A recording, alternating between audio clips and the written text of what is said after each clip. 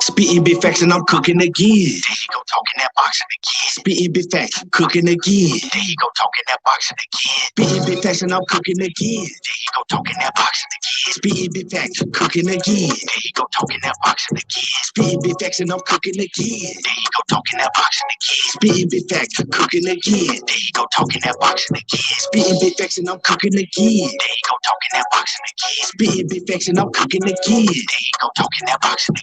Spitting big facts, cooking again. There you go, talking that boxing again. Spitting big facts and I'm cooking again. There you go, talking that boxing again. Talking big facts, I ain't tell no lies. Real talk like fight fan. Slap a troll with my right hand. Hit the like button, watch the replay. Want all the smoke like EJ. Fuck a troll, what he say. I bomb a nigga like Wilder, boy. Spray the thing, make shower, boy. Tyson Fury, you a coward, boy. Box a nigga like Ego. Make you bow your head, take one knee like Kell Brook and Tim Tebow. Since the time that lesson been black and eyes like Debo. Like Debo? And I'm a breadwinner like Kevin Gates. Smoke strong, make you levitate. On my evil spins, might meditate. Gon' watch me, you gon' steady hate. But I pimp the game like 7-8. And I'm a big stepper like Money Brown. I don't mess around, I don't fuck around. But I fuck around, I wear my crown. Fuck around, I wear my crown. Spitting big facts and I'm cooking again. There you go, talking that boxing again. Spitting big facts, cooking again. There you go, talking that boxing again. Spitting big facts and I'm cooking again. There you go, talking that boxing again. Spitting big facts, cooking again. There you go, talking that boxing again. Spitting big facts and I'm cooking again. There you go, talking that boxing again. Spitting big facts and I'm cooking again. There you go, talking that boxing again.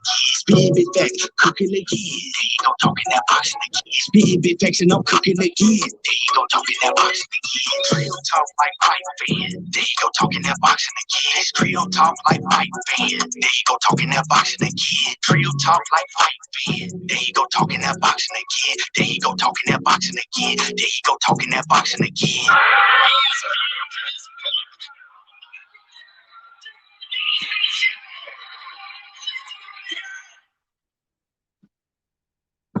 What's good with it, y'all? Yeah. What's up with it? What's up with it? Big money. Man, Keith, what's going down with it, bro? I heard What's up with it, boy? Yes, sir. Fucking with the intro heavy, dog. Mr. Reyes J off in the building. There you go, talking that boxing again. You hear me?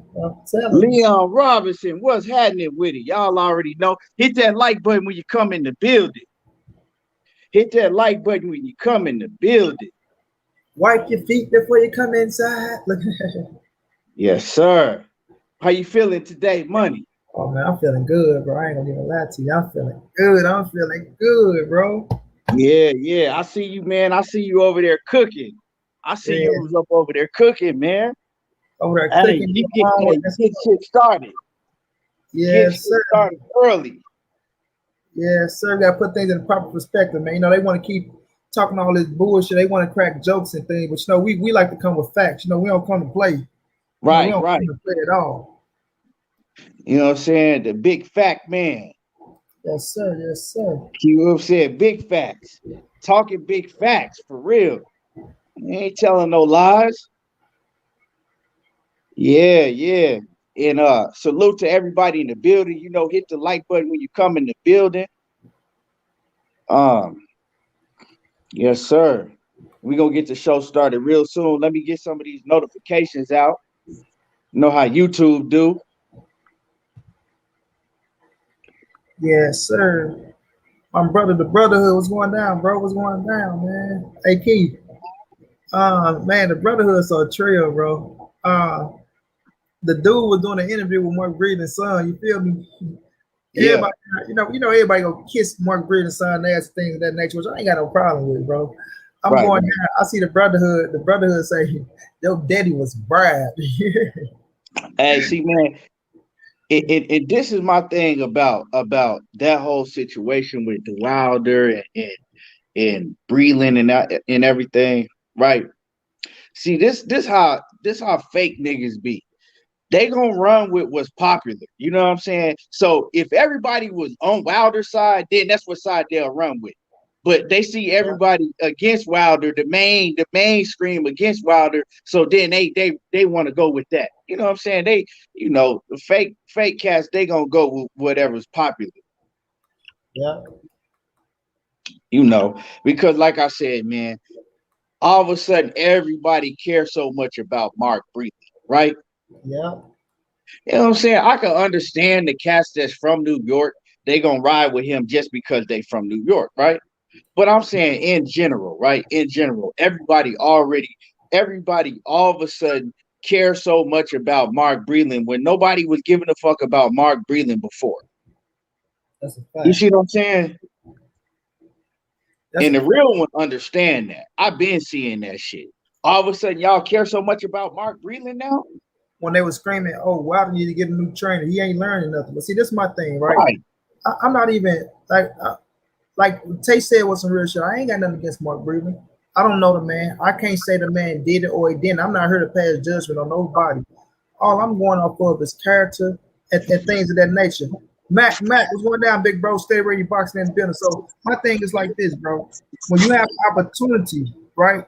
When you have an opportunity to, and I'm not saying that you have to, but when you're over there in the UK, you have an opportunity to defend your name, and you go on there and you want to bash this man's name, and you want to take this time out to shit on Floyd Mayweather and shit on Deontay Wilder, when you could have been over there answering the question, but you decided to, show your character and who you really is. Like I say, who you is at 70 some is the same person you was when you was at 19 and 20, bro.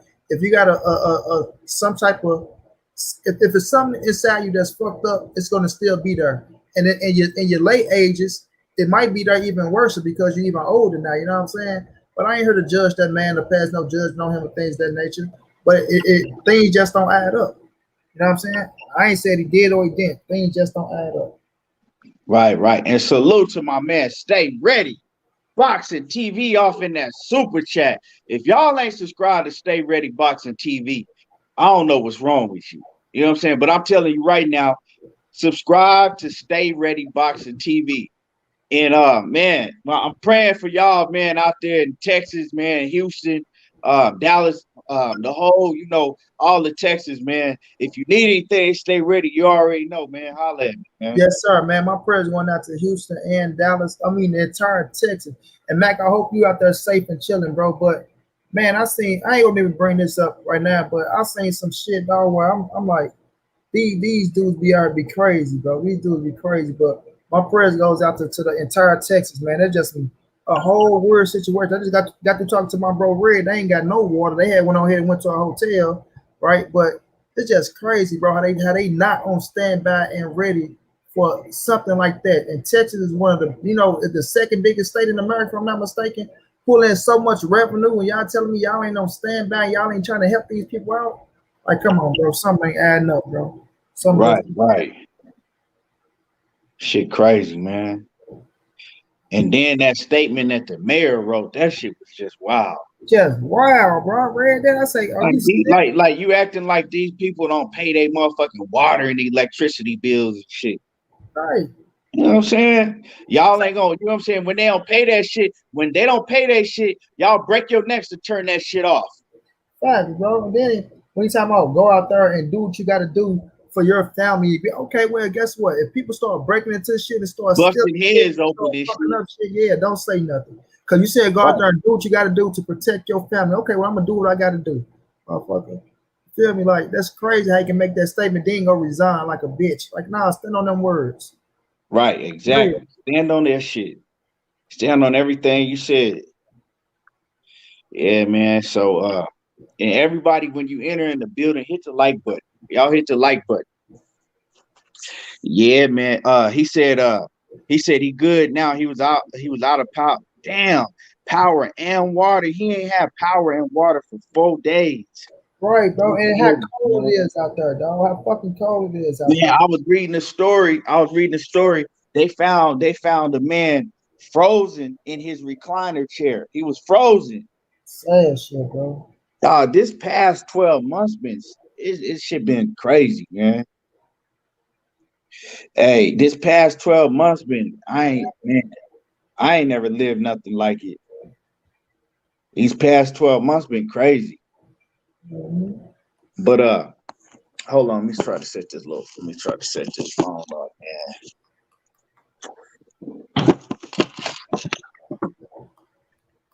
I can't even set it up. But yeah. So let Knockout Boxing 86 TV, salute to you, salute. Yeah, if you want the link too, if you want the link, you can join in too. If you want the link, Knockout, Money can send you the link. But yeah, man, let's go, man. We got a big it's a lot of shit going on in boxing, man. It's a lot of things going on in boxing. We got a big weekend, man, this weekend for boxing. But something I've been wanting to cook on, man, is I heard you cooking on it last night, man. The Sean Porter and Bud Crawford situation, man. And you know, a lot of people think that Sean Porter should take that $2 million. A lot of people like, oh, he should take that $2 million because he got losses and whatnot, right? But see, my whole stance on that money is like, okay, y'all talking about that. Well, Crawford is this, and he's the pound for pound number one, and he's this, and he's a big superstar, and he deserves 50-50 against Errol Spence, right? So this is what I have to say. Okay, bam. If he deserves 50-50 against Errol Spence because of who he is and what he's done, right? That means that he is the same level of superstar as Errol Spence.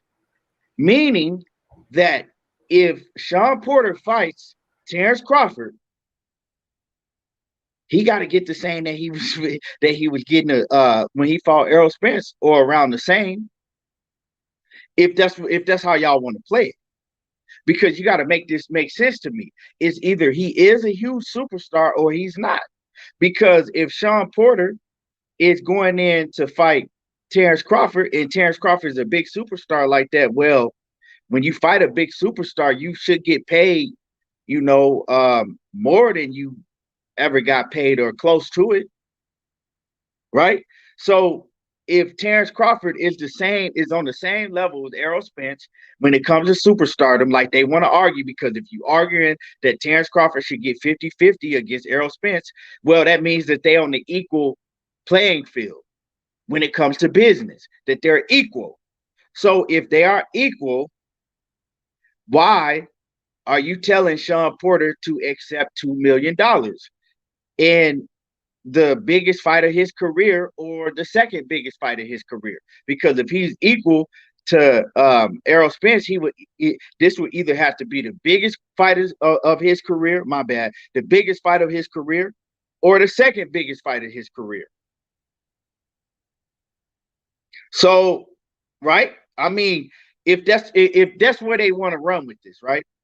So it's either that Terrence Crawford is not a big superstar like they trying to say, so they can't pay they can't pay Sean Porter more than $2 million because Terrence Crawford is not a high profile fight, or Sean Porter is right.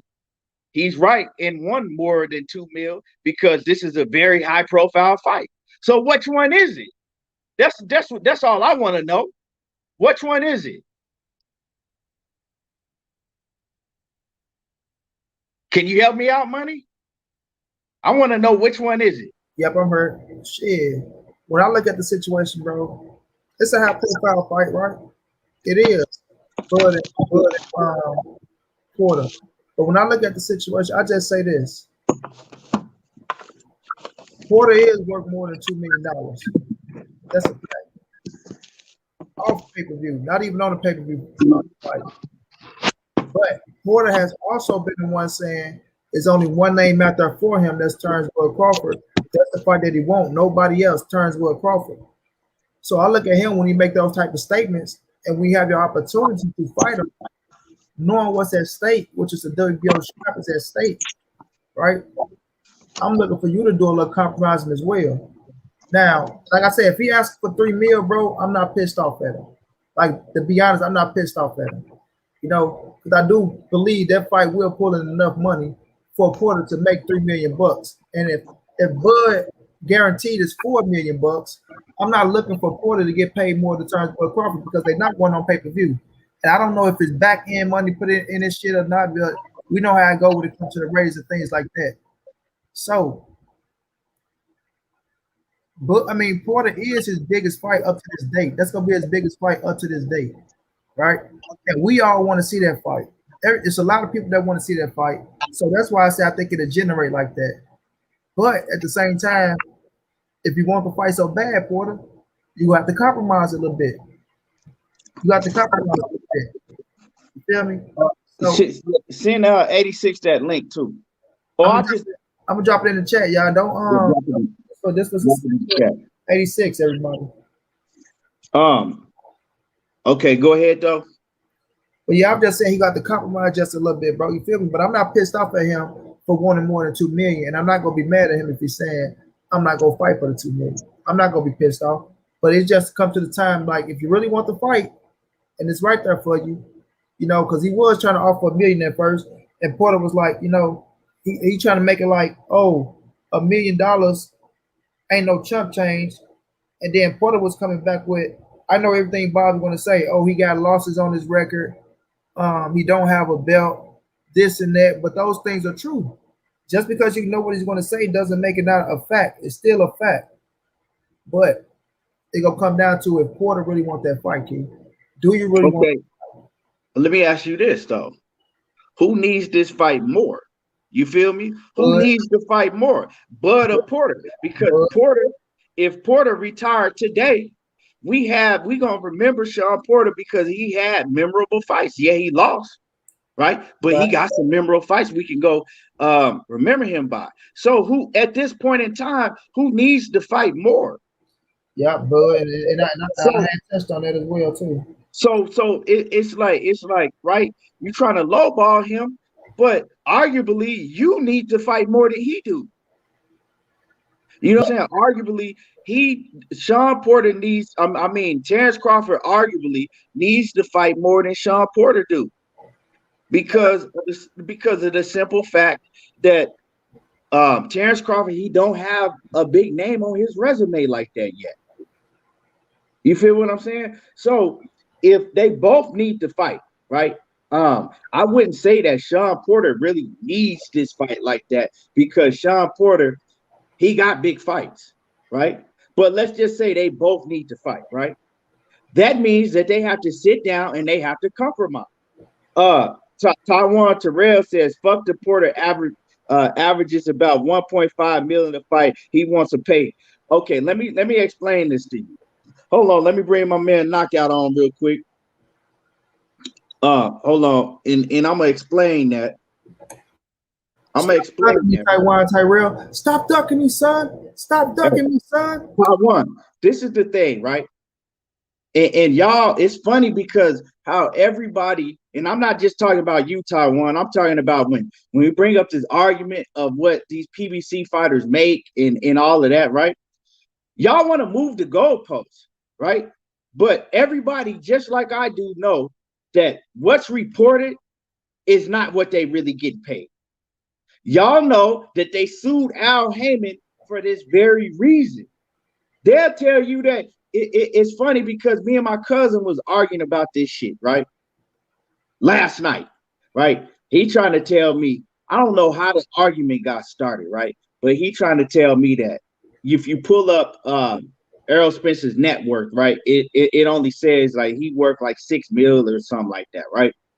And so I was trying to explain to him that that's a lie, that he's worth that he has a lot more than that over there on the PBC, that they really not reporting what they really making, because Errol Spence made damn near 20 mil, you know, a little less than 20 mil with the Michael Garcia fight. But if you pull it up, it'll say he made about 2 or 3 mil. You feel me? But that's being a smart businessman that Al Heyman is. Why you think everybody fuck with Al so tough? They can't, and they tried to sue him for that shit, but they can't prove it. The IRS can't prove it. He is a smart man. So y'all keep trying to act like, oh, he only makes $1.5 million a fight, and this, that's a lie. Y'all know that shit's a lie. Y'all know them PBC fighters. That's why when Eddie Hearn came out and he thought he was gonna big dog everybody and take all the fighters from Al, and they was laughing at Eddie Hearn. It was like, bro, we've been making more than this shit. And Eddie Hearn thought he was offering them mega contracts. He like, shit, can't nobody. I'm gonna offer them, because Eddie Hearn was going off of what he saw reported. You know what I'm saying? He going off to the numbers that he saw reported. So Eddie Hearn like, okay, well, if I offer them this, they ain't never seen this type of money. And they started laughing at Eddie Hearn like, man, you's a fool. You think I'm gonna take this when I've been making more than this? And y'all know that, but y'all will still try to argue these facts and try to act like, oh, well, he only making 1.5. If he was only making 1.5 or averaging that shit, right?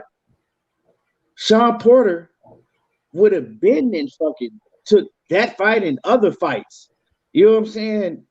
He know what he worth. We can't come on here and argue what a man know. He knows what if he's laughing at a $1 million or $2 million offer, if he's laughing at it, let's stop acting like we know more than what these fucking fighters know about their own money. We don't. If he's laughing at that, obviously he's laughing because he's telling y'all, I'm getting way more than that. Why would I fight a dude that y'all say is one of the biggest superstars in boxing for much less money than I could go fight a fucking Formella for? You know what I'm saying? Like, what sense does that make? It don't make no sense. So that's what he's trying to tell y'all. And if y'all watch, if y'all watch his podcast, he said that on his podcast. He was like, man, the numbers that they tell y'all we make it, and he just started laughing. He was like, they ain't the right numbers. And there was the whole panel was just laughing because it's funny. You know what I'm saying? It's funny. So y'all can't try to tell these men what they making, you know what I'm saying, in real life when y'all don't know. You ain't seen that man bank account. You too. Especially coming from the school of Al Heyman. Yeah, so I mean, they ain't trying to sue Al Heyman for no reason. Y'all been knowing this. But see, in like Taiwan know this shit. But right, he hold on, bring my man back in here. I think so Taiwan know this shit.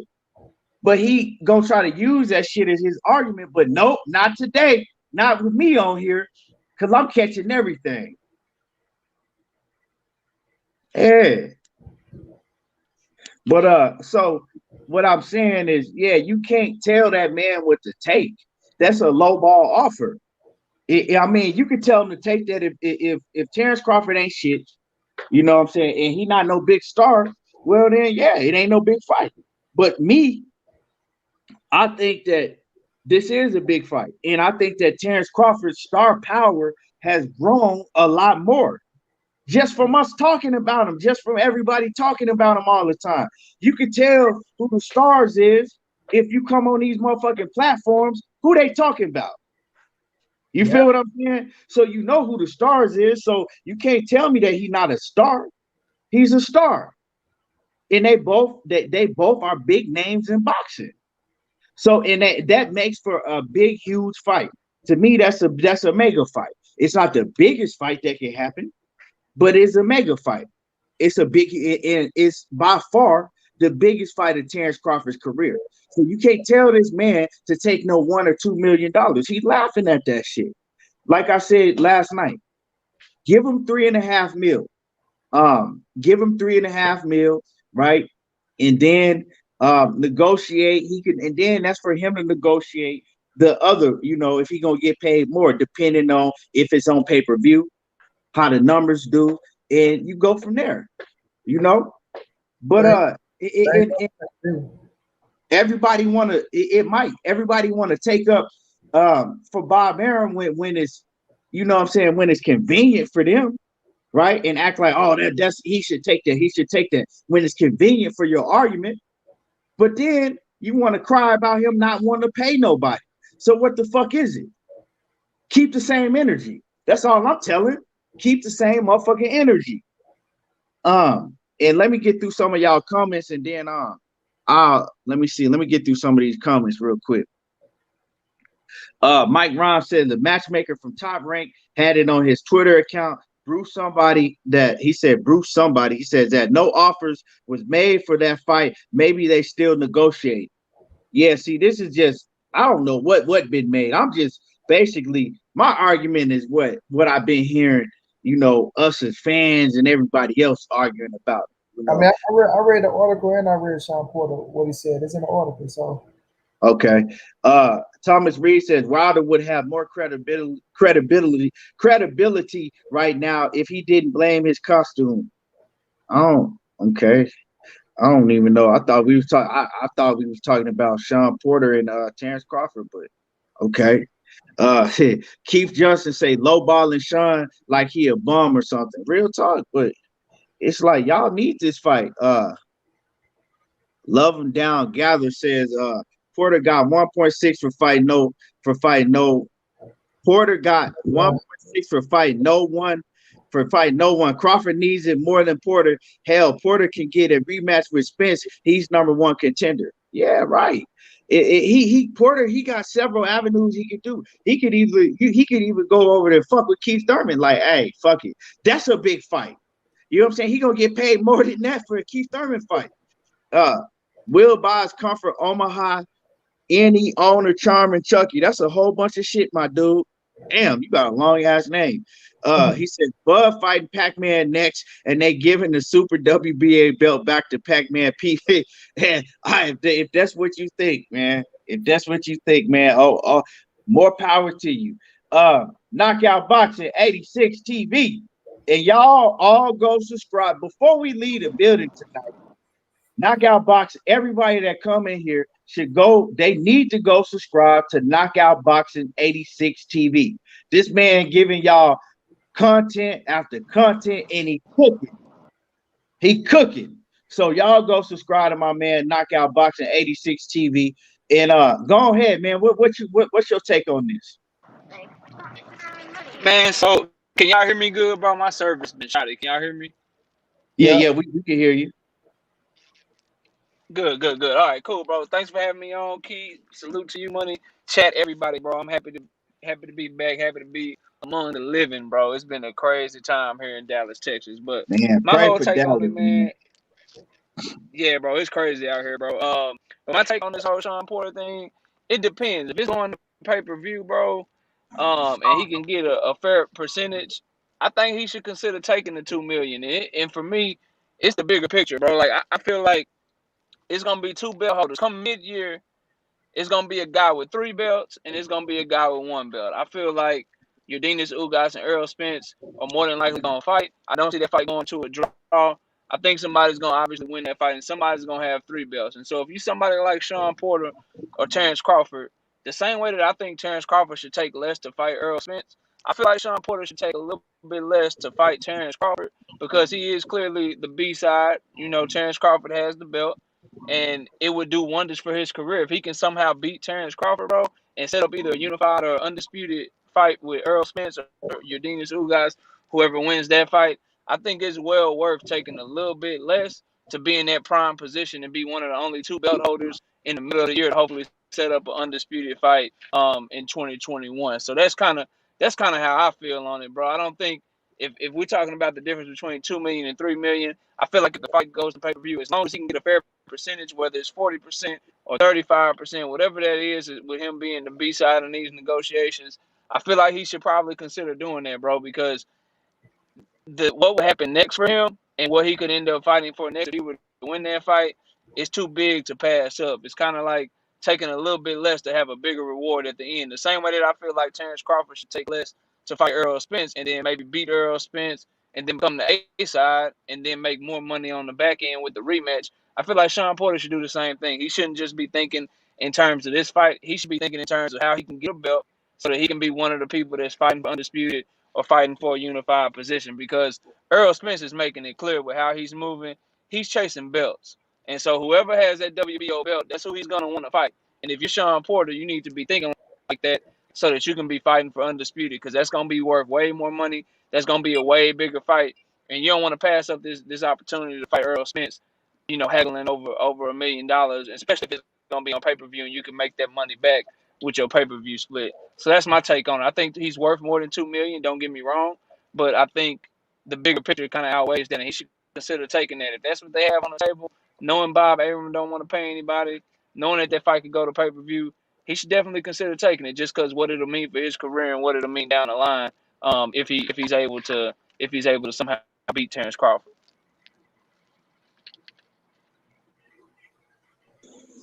Yeah, man. Well, see, this is the thing. I pretty much said like the same thing. If he could negotiate, if it's pay-per-view, depending on what he could negotiate on the back end, that's cool. You know what I'm saying? Negotiate on the back end, and then you can get what you worth, right?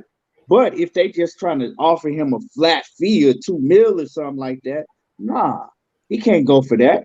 You feel what I'm saying? That's what I'm saying. Is like if they trying to offer him, you get $2 million and nothing else. Well, it's either that Terrence Crawford's not a star like that, and it's not gonna be that big of a fight, or you trying to fuck him. You know what I'm saying? You trying to fuck the man, and you trying to rob him out of what he really worth. So it's either one of the two to me. But so I mean, what else you got to say about that money? Yeah, like I said, I can feel it if it's on pay-per-view. I don't think it's gonna be a pay-per-view bout, depending on when they go fight. You know what I mean? Probably in the summertime, or if they could take it to a place, you know what I mean, where they allow people in. We know Texas is one, but especially with the shit that's going on in Texas right now. So it's gonna come down to, like we say, if it's a pay-per-view fight, is it not a pay-per-view fight? No fans, no gates, no none of that shit. Then Porter's gonna have to compromise, bro. He's gonna have to. Like I say, you the one that's been saying that Bud is the only fight for you. You don't want nobody else. And I'm not telling him to go out there and just get fucked over. You know what I mean? Because like I say, we do know that Al Heyman teach these boys the business of this game. And like Porter said himself, I know the business. So when Al tried to say that $1 million is a lot of money, he said, like he said, maybe to somebody else, but not to Sean Porter. And then he said 2 million is even disrespectful to even start the fight off talking about $2 million. So I'm assuming that either they talking about pay-per-view or some shit like that, because Porter even mentioned out his own mouth, wherever you put us at, we're going to fill the stadium out. They not letting people in stadiums filling out no goddamn stadiums right now. You see what I'm saying? So in Porter mind, he making it like this shit is a pay-per-view. We finna go in this bitch. We finna bring in the people and things of that nature. I don't think that's the case in this fight. I don't think that's the case. I don't think that's the case. I don't think you have to get put in Omaha or in fucking Staples Center or the Barclays to where they letting people just fill up the capacity in that bitch. I don't think that's what's happening here. You feel me? I feel like it's going to be a bubble fight. Nobody in the stands. COVID protocols and shit like that. You feel me? Unless they talking about coming to Texas and fight. Because that's the only place that we've seen they was letting people in the building. I think there's a few other places they probably can find. But how many people are they letting in is the question. How much money is you pulling in is the question. You know what I'm saying? So if it's on regular TV, we know how Al do. He get them boys revenue money. Like they get money on the back end because of the revenue. If it's going on ESPN, I don't think they get no revenue money. You feel me? I don't think they get no back end money. Maybe Al can negotiate something for Porter. But I don't think Bud getting no back end money from the revenue from no fucking Bob and ESPN. So it's gonna come down to this: how bad do Porter want to fight? Yes, I do feel like Terrence Bud Crawford do need this fight. I'm in agreement with that situation, especially if Spence go and fight fucking Ugas and get that third scrap. Then you really need Sean Porter to keep that bitch a 60-40 split. Because I wanted to stay at 60-40 split, so we don't have to hear all this bullshit from these delusional ass fans. But if Bud go out there, motherfucker, he ain't fighting Sean Porter, fighting somebody that we can't even pronounce his damn last name, and Earl comes with a 70-30 situation, it's gonna be some shit in the air. You feel me? But when it comes down to Sean Porter, how bad do you want to fight Porter? You know what I mean? Do you feel like you can beat this man and get that scrap? Like my dude Knockout say, looking at the bigger picture, getting a rematch with Earl Spence for undisputed? Or do you feel like, shit, it's a tough fucking fight? I want what's deserving to me at the moment. You know what I'm saying? Like, I got this against this dude, and I got this against this dude, especially when you talking about Earl Spence, Keith Thurman, Danny Garcia, who gets the big fights when he fighting the big dudes. So to me, it's gonna come down to how bad you want the fight, Porter. Do you believe in yourself enough to win that scrap and go get a bigger payday? Or how bad do Turnbull Crawford want to fight? Which we don't know if he wants to fight that bad. So Bob Arm, I don't think his ass go budge. In my opinion, maybe he will, maybe he won't. So it's gonna either come down to Porter saying I'm a compromise or saying fuck it, I ain't fighting you. I'm gonna stay on this PBC side and fight somebody else, and y'all can go somewhere and find somebody else to offer their ass that $2 million. But I want the fight to happen, dog.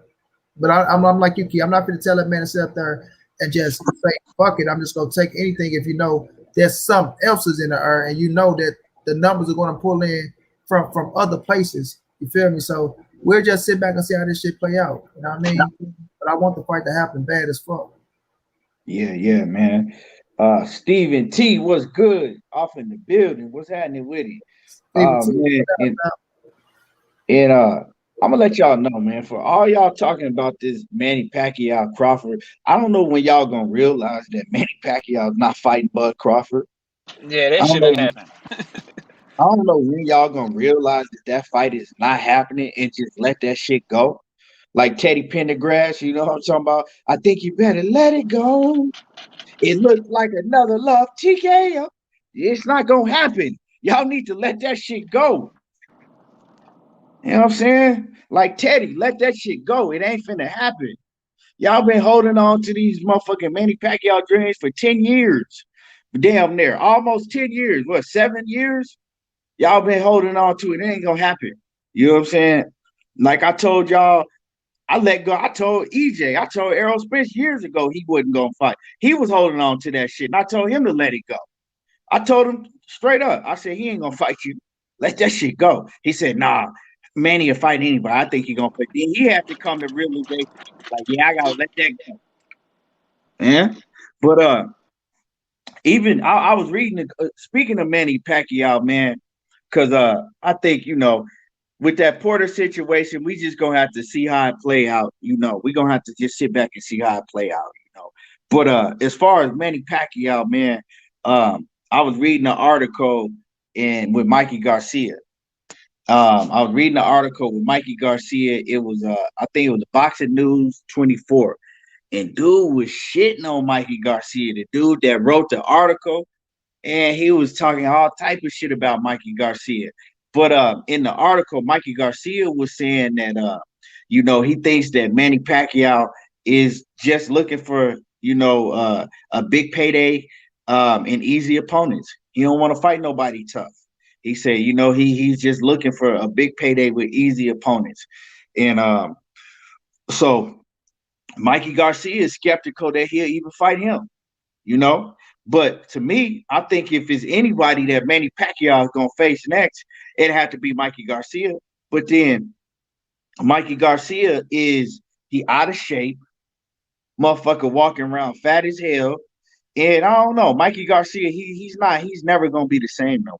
You know, Mikey Garcia, that hunger ain't in him no more. When Mikey Garcia came off of that layoff, he was on a vengeance. You know what I'm saying? He was out to wreck shit. He had to sit on the sideline and he was hungry again. But now he got that bag. You know, Mikey Garcia got no telling how much he got against Errol Spence after that goddamn money came in. And then we know he got paid $7 million over there on the zone. So Mikey Garcia, like he ain't really caring about boxing no more. You know what I'm saying? He just basically in it to try to see how big of a bag he could get. You know, he ain't hungry like that no more. So just like the dude that wrote the article said, he said Mikey Garcia is trying to act like he not an easy out. He said Mikey Garcia is fat, he's out of shape, and I was like, damn, this dude talking crazy, you know. But I think that Manny Pacquiao will be the favorite against Mikey Garcia, especially now. If you had to ask me a couple years ago, Manny Pacquiao against Mikey Garcia, I might have would have picked Mikey Garcia. He was hungry, you know. He was a much better fighter. Now he's not that fighter no more. You know, Mike Garcia is not that fighter no more. He's he's showing you when a fighter blow up 60 pounds over his fighting weight or more, and you pretty much through. You on a few occasions, fighters is able to bounce back and get back to their best again, but that ain't happening all the time. That's few and far between. So all these dudes that's worrying about Manny Pacquiao, they need to move on. They need to move on and do what the fuck they got to do and stop worrying about having a Manny Pacquiao fight. It's not like Manny Pacquiao is as big as he was at one point anyway. Shit, most people don't even know. If you talk to the average casual fan or just the average everyday person, they be like, what? Manny Pacquiao still fight? We didn't know Manny Pacquiao still is a fighter. People don't even know he still fight. So, these dudes need to move the fuck on and stop worrying about everything that Manny Pacquiao is doing. Move on. And Terrence Bud Crawford, move on. You not fighting Manny Pacquiao. He ain't finna fight you. Ain't no way that they gonna come up with $40 million to pay Manny Pacquiao and then give you 10 or 15 or whatever. They ain't coming up. Nobody gonna come up with that shit. The numbers don't add up. That fight ain't big enough. What y'all think about that, man? That whole situation. And I'm honestly tired of Manny Pacquiao at this point, y'all. Like, so first it was Ryan Garcia, then it was Mikey Garcia, and now he's talking about he want $40 million to fight Terrence Crawford. And then there's an article, his strength and conditioning coach, his last name is Fortune, Jose or Joseph Fortune or whatever. He just came out talking about Manny Pacquiao would obliterate Earl Spence, bro. So I'm just getting tired run of that back, knock out. You kind of cut out. You said who came out and said Manny Pacquiao will fuck up it's an Earl article Spence? on it's an article on Boxing News 24 or something. His strength and conditioning coach, his last name is Fortune. He just came out talking Okay. about how Earl Spence isn't the same after the wreck. How Manny Pacquiao is faster, stronger. He'll use angles, and he said he would obliterate Earl Spence. So it's just Manny Pacquiao and his team, bro. They mentioning everybody. They're saying everybody's name. And I never thought that I'd be on the verge of calling somebody like Manny Pacquiao, who is a legend, who deserves all the respect for being an all-time great. I never thought I'd be on the verge of calling him like a clout chaser, bro, questioning how he's moving. But that's where he's at with me right now, bro. Like I appreciate him for what he gave to the sport, but with me, it's boxing over everything, bro. And right now he's just kind of shaky to me, bro. Like if you obliterate Earl Spence, if you beat him up, if your team feel that way and you feel that way, why you been ducking and dodging for 2 or 3 years and not wanting to fight him? And the same with Terrence Crawford. Terrence Crawford been trying to fight Manny Pacquiao for a decade, bro. And we supposed to believe that you'll fight him for 40 million when you really fight for 20 to 25 million every time you fight right now, and you're not as big as you used to be. You well over the hill. You're in your 40s, and now you wouldn't fight him in your 30s when you were still somewhat in your prime. But now you'll fight him, bro. Like I'm not trying to hear that, and I'm kind of like you, Key. The only one that I halfway believe he's gonna fight is Mikey Garcia because Manny Pacquiao is at a point in his career where all he's trying to do is just pick and choose what he feel like is an easier opponent for him. Mikey Garcia looks out of shape. Obviously, he look like he ain't got that hunger no more. He's fat now, and so if he gonna fight anybody, Manny Pacquiao will fight him. For all these fans that's holding on to these Terrence Crawford dreams or these Earl Smith dreams, and even like you said, Key, even the fighters, bro, y'all holding on to thinking that Manny Pacquiao is gonna give y'all a shot, bro, and he's gonna fight y'all. He's not fighting y'all, bro. If he didn't fight you in his 30s, he damn sure ain't finna fight you in his 40s. He's just talking to keep his name relevant because he's about to have a fight announcement. I think it's gonna be a bullshit announcement. The best fight I think we'll get is Mikey Garcia, who's clearly just chasing the bag now. And I wouldn't put it past Mikey to look out of shape on purpose, shit, to try to get Manny Pacquiao to go ahead and sign that paperwork, and then he can get another big bag. But that's the only fight I'm believing, bro. He's not fighting Terrence Crawford. He ain't fighting Earl Spence. I don't think he's gonna get in there with your Dean Ugas to try to get his super belt back. The only fight I see him having is Mikey Garcia, bro. And he should. And again, to everybody, I'm not a Manny Pacquiao hater. I believe he can fight whoever the hell he want to fight. All these articles and calling all these people names. That's what I'm not with, bro. Don't call nobody name if you ain't really trying to fight him like that, bro. And he been just yelling out everybody that's relevant in and around his weight division, bro. He even went so far as to let Ryan Garcia rumors persist, bro. Like I'm just not feeling Manny Pacquiao right now, y'all. To be honest, I'm gonna wait until he announces his fight and then go from there. But this Terrence Crawford shit, that's bullshit. He ain't fighting him. He ain't fighting Earl Spence. and all these people is just talking, bro. That's kind of how I see him right now. Money. What you got on that? Yeah, man. Like you said, only thing I was worried about with Pacquiao is him holding on to the scrap, him fighting one of them dudes, letting them get the scrap so he can move the fuck on. Now, quit trying to fuck up shit, bro. Like now you trying to fuck up shot. First you trying to somebody you want to get the belt back. So now you want to try to fuck up what Earl got going on with Ugas. Allegedly they supposed to be fighting. And then you want to come over and act like you want to fight fucking Terrence Crawford. These motherfuckers say something about 40 million and all this shit. Now you want to fuck up with Sean Porter and Terrence Crawford got going on. Man, just move the fuck out the way. Go ahead and fight Mikey. Go fight his little ass. Go fight him. Go ahead. Y'all want to go to the desert or whatever the fuck people talking about? Oh, they'll pay 40 million over there. Okay, we'll take y'all ass over there and earn the 40 million, bro. Get the fuck out the welterweight's way. Let that shit move on so we can get undisputed. You feel me? Because Pac, you had you held the power to fight either or, bro. And like man, he was on this motherfucker talking about your plans with Conor McGregor all along. Conor McGregor get fucked around. Number 2 should have been Earl Spence at Dallas Cowboys Stadium if you want a big fucking check. You know what I mean? If you want a big fucking check, but now you're on this motherfucker, you're pump faking. You want to make tweets and shit talking about, oh, you know, this and that. Put Terrence Crawford and Earl Spence name up there. Then now, oh, Earl Spence, you'll demolish Earl Spence. He ain't the same and all this shit. You had a chance to fight both of these dudes, bro. You had a chance to fight both of them, but your ass chose not to. So now we gonna move on and move past your ass. Go ahead and fight Mikey Garcia. Go retire. Have some fucking exhibition fights like Floyd Mayweather. Since you want to mimic everything Floyd Mayweather do, go ahead and retire. Go have you some exhibition fights and get the fuck out the way, bro. And let these young bulls do what the fuck they got to do. Because right now you is holding up shit and you is stirring up the pot. Because no matter what these Negroes say, if you still around and they know you still a big payday, they still gonna hold off a little bit just to see if they can get the fight with your ass. And you fucking up shit by sticking your ass around and not want to fight one of these dudes, just want to run your damn mouth and try to stay relevant. Still thinking you gonna get a Mayweather fight and you ain't getting that shit, bro.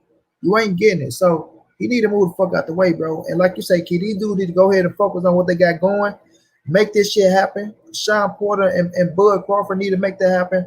Earl Spence Ugas need to make that happen. And Bud and Earl need to come on and make this shit happen for Undisputed next, bro. That's how I'm looking at that shit. But Mikey, take your fat face ass over there and work out some shit with Pacquiao if that's what you want to do. Pacquiao, you do the same. And let the fucking sport continue to move on, bro. But that's what I got on their motherfucking ass.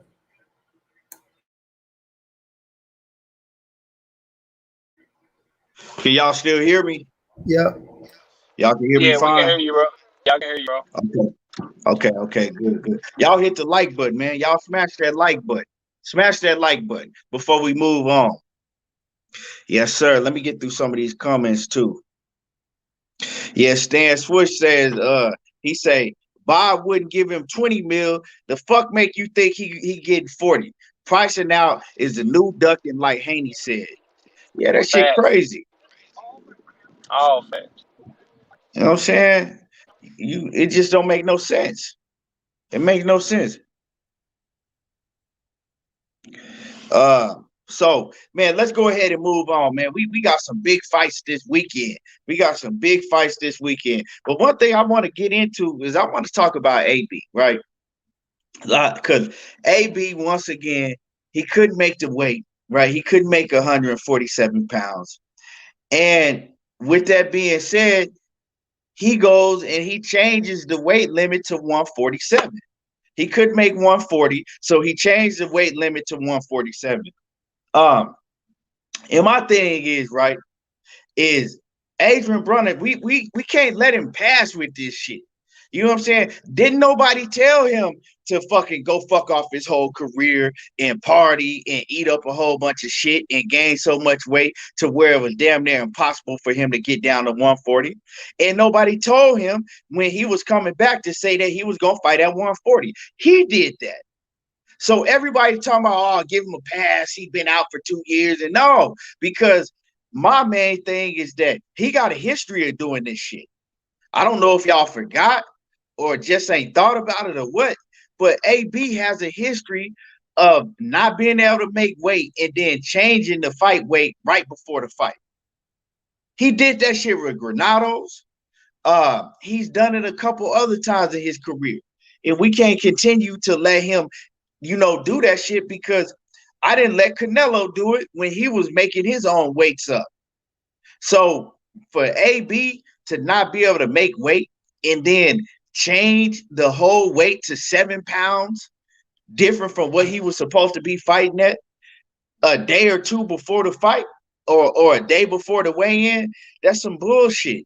You know what I'm saying? That's some bullshit. If you couldn't make weight, if you couldn't get down, shit, you should have just fought at 147 in the first place.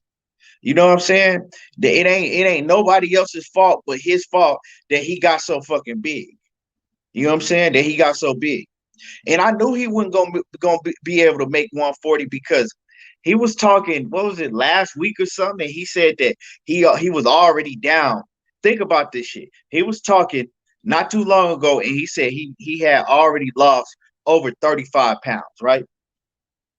So if he had already lost over 35 pounds, and when he weighed in, he had to weigh in at 146 and move the weight up. What the fuck you think he was weighing? He was probably walking around close to 190 pounds. That shit don't make no sense. But we supposed to give him a pass and let him slide? Nah, you know what I'm saying? Because we not finna let nobody else slide. It's been a plenty of fighters that then came back off a 2-year layoff. They made weight. So I'm not feeling that because, like I said, if this was his first time doing it, right? If this was his first time doing this shit, I'd be like, okay, well, at least this is his first time doing it. Let him slide. But he got a history of doing this shit. He got a history of doing that. You know what I'm saying? He got a history of not making weight, and then all of a sudden he want to change the motherfucking weight. Nah, nigga, you the one that said you want to fight at 140. Make the motherfucking weight or get your ass on. Ain't nobody tell you to fuck up your whole career. So let him slide. If I get fired from my motherfucking, well, if I work for somebody, right? If I work for somebody, if I didn't own my own business and I work for somebody and I got fired, well, y'all wouldn't be on here talking about, oh, well, he just cussed the motherfucking boss out and he came to work high in the bitch and, you know what I'm saying? He came to work drunk. Let him slide. Y'all ain't finna let me slide. Feel me? The fuck? Let him slide. Man, so I ain't feeling that. I'm not feeling that. We gotta hold all these fighters to the same standards. Just because we like AB, that don't mean that we can let the nigga keep fucking up and let him slide. That's AB. Give a fuck how many asses he put in the seats. Because if he don't win, he don't look spectacular. This gonna be his last go round. So if this is your last go round and you really need to prove something now, why are you gonna come in that much overweight to where you gotta change the weight to a whole nother fucking weight division? Why? That's how you supposed to show us that you serious on your comeback, but we supposed to let you slide, and we supposed to be rooting for this bullshit? Come on, bro. We got to keep the same energy, man. We got to keep the same energy with these dudes. I'm not feeling that, man. These fighters, they go in there and put their life on the line. They go in there and put their life on the line. Some of these fighters fucking down there die trying to make weight. But it's okay for AB just to change the weight whenever he wants to if he feel that he can't make the weight. You know what I'm saying? So he don't look bad and weigh in overweight. And I know a lot of people was trying to act like, oh, well, we heard that there was the other fighter that wasn't going to make weight. No, that's a fucking lie. It was AB. It was AB that couldn't make weight, and they decided to change the weight. And I fuck with AB, but come on. We got to hold these fighters, you know what I'm saying? We got to hold them accountable. We got to hold these fighters accountable. We got to keep the same energy with all of these fighters. And AB is the A side. You know what I'm saying? So if AB is the A side, can't no other man come in and not make weight and then change the weight. That other man is just there. He there and he got to do whatever AB and his camp really say. You know what I'm saying? That's why when they asked him about what was going on, he couldn't speak about it. His manager when they tried to talk to him and ask him, like, you know, well, why did y'all have to change weight? The other Santiago, they told him, don't answer, like, you can't speak about that. Because, you know, shit, AB is the cash cow in this situation. He the money man. But we gotta hold him accountable. We gotta hold him accountable. You know what I'm saying? Because I can't come on here and tell y'all and be talking all this, keep the same energy shit, and we need to keep it 100 for all these fighters, you know, straight down the middle, and then come on here and tell y'all, well, it's AB, you know, he been out 2 years. Let's cut him some fucking slack. Let's cut him some slack. Nah, I can't do that because I wouldn't be being real if I did that shit. So let's hold AB accountable because, like I said, he's done this several times before. This ain't the first time he did this. And I'm gonna get through some of these comments and then I'm gonna go ahead and let y'all cook on this. Let me see.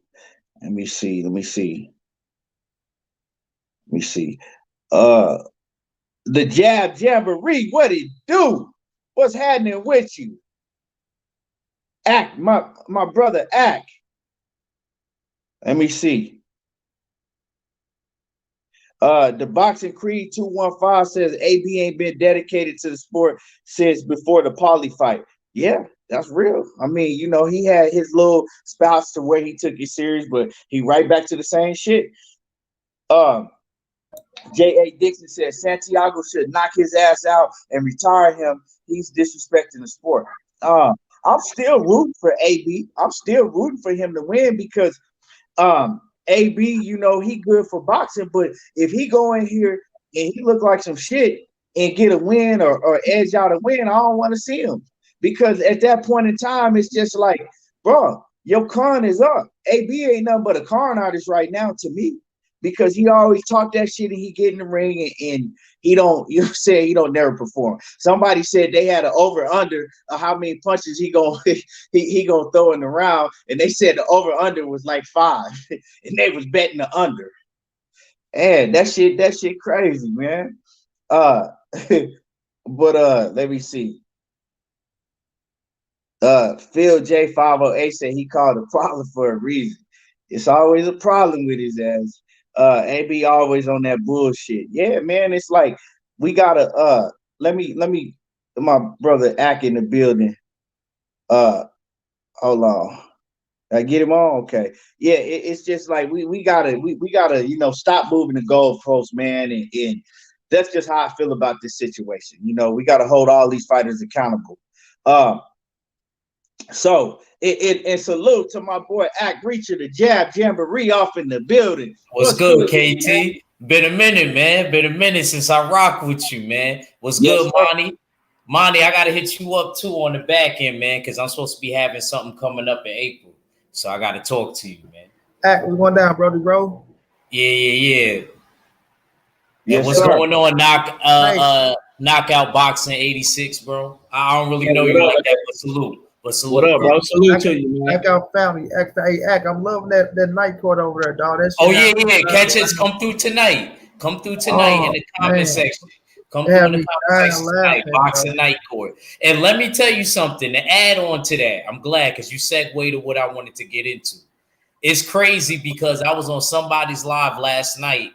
I forgot whose live I was on. 503s. It was on 503s. And I said the same exact thing KT just said.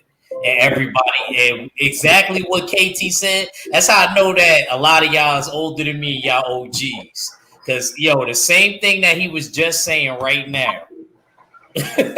That's what they did to me when I said what KT was saying. They said, yeah, Adrien Broner changed the weight to our fella brought up the news. He said Adrien Broner changed the weight to 147. I say I gotta bang the gavel. Y'all know me. I take that gavel out. I ain't got no mercy. You know what I'm saying? Right. I took that gavel out so quick, banged it. They was like, nah, Act, but 2 years off. I'm like, yo, bro, he been in the sport since he was 8 years old. Yo, bro, I never missed weight since I was 15 years old, even in the amateurs, bro. Just like Teofimo said, even when I thought I wasn't going to make weight, I always made it. That's how I am. So I completely agree with you 100% KT on some G shit. You know what I mean? Not the curse, but I really agree with you, man, because that's not fair, bro. Because when Tank or somebody else don't make weight, we be snapping. I'm not gonna cap Right. snap it.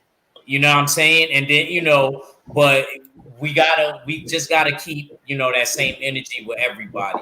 Even though I like AB, just like KT said, and I said the same exact thing. I said I think that he's the best pre-fight talker outside of Deontay Wilder and Clarissa Shields. Those three, AB, Wilder, and Clarissa Shields, best pre-fight build-up fighters. Yeah. And I think Broner has that. He didn't really get to do that this fight because we all know where everything going on. I'm not going to be long-winded, but I just wanted to make that point that I agreed 100% with KT. That's crazy. He said the same exact thing that I said last night on 503's channel. And I fight. So I'm saying that ain't fair, bro. And like you said, there'd be dudes literally about to die because when you're not used to being at a weight and you strip the weight off mad quick, that fluid around your brain, it leaves. So it's you even more impaired to get knocked out. You're even more likely to get knocked out. That's why they tell you to stay no bigger than 15 pounds over your weight limit. Right. And like I said, it's to me it's more so about his history of doing it. He has a history, just like you said. Yes. If Tank did it, you know what I'm saying?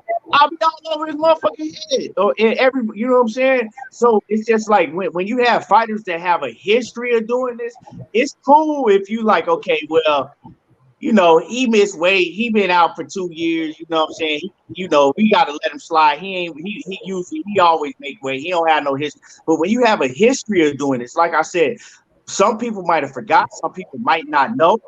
Or some people might not have just let it slip. They forgot about it, but he's done this several times to where he's moved the weight right before the fight because he couldn't make the weight. You know what I'm saying? So that's my whole take. So one of y'all, you know what I'm saying? One of y'all can go. Yeah. We actually, the three of us, me, Money, and Key, we talked about this on Money's panel before, bro. And my sentiments are the same. Like, it's discipline with him. It's always been that way. This is nothing new. And that's why when we were having this conversation before, that's why I was like, man, I'm in wait and see mode with him. I got to see what he do. Because he's been saying all the right things, bro. If you listen to his interview, if you listen to the stuff he's been saying about losing weight and how he found the love for the sport and all the stuff he's been saying, bro, like, he'll fool you into believing in him if you don't really know his history like that. And so that's why with me, man, it's so disappointing just because if you got an eye for boxing, bro, the talent is there. That shit is unquestioned. You can't question the talent or the skill. And for it to just strictly be his only problem be above his shoulders, which is right here, bro, that's just so disappointing because that's something that you have control over. You know what I'm saying? You can be disciplined. Nobody can stop you from doing that. You can be a hard worker. You can be a gym rat. Those are things that you have control over. And for him to have control over that and have the ability to be an all-time great and just to see it go by the wayside like this, bro, it's like, it's so disappointing as somebody that's rooted for him for so long and they wants him to be successful and reach his potential. But, the hood got plenty of stories of dudes that had all that potential, but they went the wrong way, bro. And he's turning into that cautionary tale. I think his best future is going to be telling boxers and other young people what not to do and how not to waste your talent. Because right now, although he's been a multiple division champion, although he had his bouts of brilliance, I think we can all agree, bro, that he should have been way better. He should have accomplished so much more than what he has accomplished, bro. The man's only 31 years old. 29 to 31, you shouldn't be having to take 2 years off to begin with. And if you do take 2 years off, if me as a boxing fan and somebody that talks about this shit, if I know, hey man, this is really his last shot. If he don't get it right now, shit, he gonna go by the wayside and never get it right. So for me to know that, I know that he know that. And for him to still come in, not on weight and have to change the weight at the last minute, bro, that just shows that when he do get this money, when he do get this bag, I believe it's gonna be more the same, bro. We're gonna see him in the clubs again. We're gonna see him on Instagram again. We're gonna see him out partying again. And it's just that lack of discipline, bro, that always comes back to bite him. And that's what I'm disappointed in. If this was something that he couldn't control, if he had, I don't wish injury on anybody, but if he had suffered some sort of injury, if he had something go wrong in sparring or in camp where it was out of his control, that'd be a little bit more acceptable, bro. But for this to be something that's totally in his control, what you eat, your nutrition, your training, your weight, your running, all of that shit is in your control, bro. All of that stuff is something that you control as a fighter. And for him not to control that shit and to have to change the weight to 147 at the last minute, and like you said, Key, like nobody said, hey, bro, you have to fight at 140. He told us that's what he was gonna do. Nobody said, hey, you have to try to go be a champion again at 140. He said he wanted to do that shit. And so when you tell people that, bro, you got to stand on what you say, just like any other man in the world, bro. We listening to what you say, we watching the interviews, we reading the articles that you put out, and you're doing something totally different. So you got to be called out on it, just like any other fighter, bro. It's no favoritism over here. I have my favorite fighters, but it's boxing first, bro. And right now, this shit hurts boxing because I was excited for this fight. But now I'm like, okay, even if he wins, even if he beat the shit out this dude, what's next, bro? Like, can you even get down to 140? Because I believe this is the hardest that you've been working. I seen you training in Florida all the way back in November, bro. If you're gonna train 3 months straight or 4 months straight and you still can't make weight, what's gonna happen when you get some money back in your pocket, bro? What's gonna happen when you get done with your fight and you go back out to your city, you go back wherever you at, and you the man again, bro? I don't trust that shit. I don't trust that shit at all. So that's my take on it, bro. Very disappointed, very very frustrated with him for letting this happen to him. And it's all because everything that's happening to him, he controls that shit. And his lack of self-control and lack of self-discipline got him in this position, bro. And I'm not with that shit, bro, at all. Yeah. And shout out to SWAT TX in the building. What's good with you?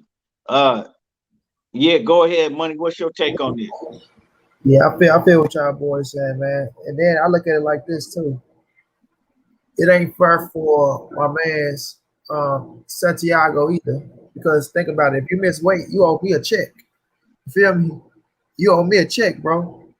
So you kind of just shied that man out some paper. So I'm hoping they did something to fix that man up with a couple of extra dollars because yeah, them pounds cost, my nigga. 140 to 147. If you miss about fucking 7 pounds, that's a whole lot of fucking money you owe me, bro. You feel me? So at the end of the day, AB do gotta be more disciplined than what the fuck he is, bro. And like y'all say, nobody told you to come back and fight at 140 pounds. You feel me? You could have been going around that bitch saying a catch weight or anything, knowing that you weren't gonna be able to get down to that shit. Then you don't only change the weight, you change the weight a day before the weigh-in. You feel me? Like that shit, you can't be doing that type of shit, bro. And I mean, my man's gonna go with it because this is his big opportunity. You know what I mean? He overheard shit, and coming from Puerto Rico, want to make a statement against the biggest fight that he ever been in, his biggest payday. You feel me? But you know, politics of the game, man. Politics of the game. I mean, like y'all say, the shit ain't fair either way. It ain't fair either way. So with AB, you got to come out here and you got to put on a hell of a performance. Like he been saying, you got to come out here, you got to put on a hell of a performance because people are already looking at this franchise and down you, and motherfuckers have already lost faith in you already. And I fuck with AB, I fuck with him, right? But this is unacceptable, bro. You can't come out here saying you go fight at 140 pounds and then switch some shit up a day before the weigh-in. You know, now. Is it helpful to the opponent? Who knows? For us, he say I ain't got to get the weight down and things of that nature. So we'll just see how it play out, though, bro. But I'm with y'all on this shit. It's some bullshit. You changing the weight up a day before the weigh-in, things of that nature. People really not gonna take you serious. If you say you want people to take you serious, things like this, you back and all that, people ain't gonna take you serious after that act, bro. So you got to come out tomorrow and put on a hell of a performance, get a knockout, and beat the shit out of this boy. Because if you go in there and this man even have some success and you still squeak out a win, ain't nobody gonna ever look at you the same, bro. They still gonna look at you as a joke. And like people say right now, you just doing it for a paycheck to get out of whatever position you in or whatever you're going through. You feel me? But with that being said, I'm still rocking with AB all the way to the wheels fall off. So we'll just see what happens tomorrow, bro. Right, and like J.A. said, we didn't even mention this, that they even had pushed the fight back, right? The fight was supposed to take place last week. So you had a whole extra week, bro. And then on top of that, I seen Blue put a video up. I didn't get to watch the video, but it was about saying that AB struggled to make 147. Because if you look at the weigh-in, he weighed in at like 146 point something. So I have to go research, but they say, he struggled to make 147. Bruh, what is you doing? What I'm saying, man, that's what I'm saying. All that shit, posting videos of you working out all the time, yeah, that's cool, but what is you really doing in there? Like, man, it's crazy. And it just shows you how heavy he got. Because when he was asked how heavy he got, he was just like, I was up there. I was up there and started laughing. He wouldn't even say how big he had got. So I'm thinking that he had to get close to 200 pounds. Okay, 146 on the dot. Yeah. But the other dude weighed in at 140. I think the other cat weighed in at like 145. So he was already on weight. He was on weight. The other dude, he was gonna make 140. But so this is a bad look, like I said, especially after all of that shit that he talking about how dedicated he is, how he says the same shit every time. You know what I'm saying? He says the same shit every time. This is the second half of my career, I'm about boxing. He say the same shit every time. So you know what I'm saying? We done falling for the cons. You got to go out there. I don't want to hear nothing else. You got to go out there and let your hands go. Literally, you got to go out there and let your hands go. And look spectacular. You got to look spectacular in this fight, and that's it. That's it.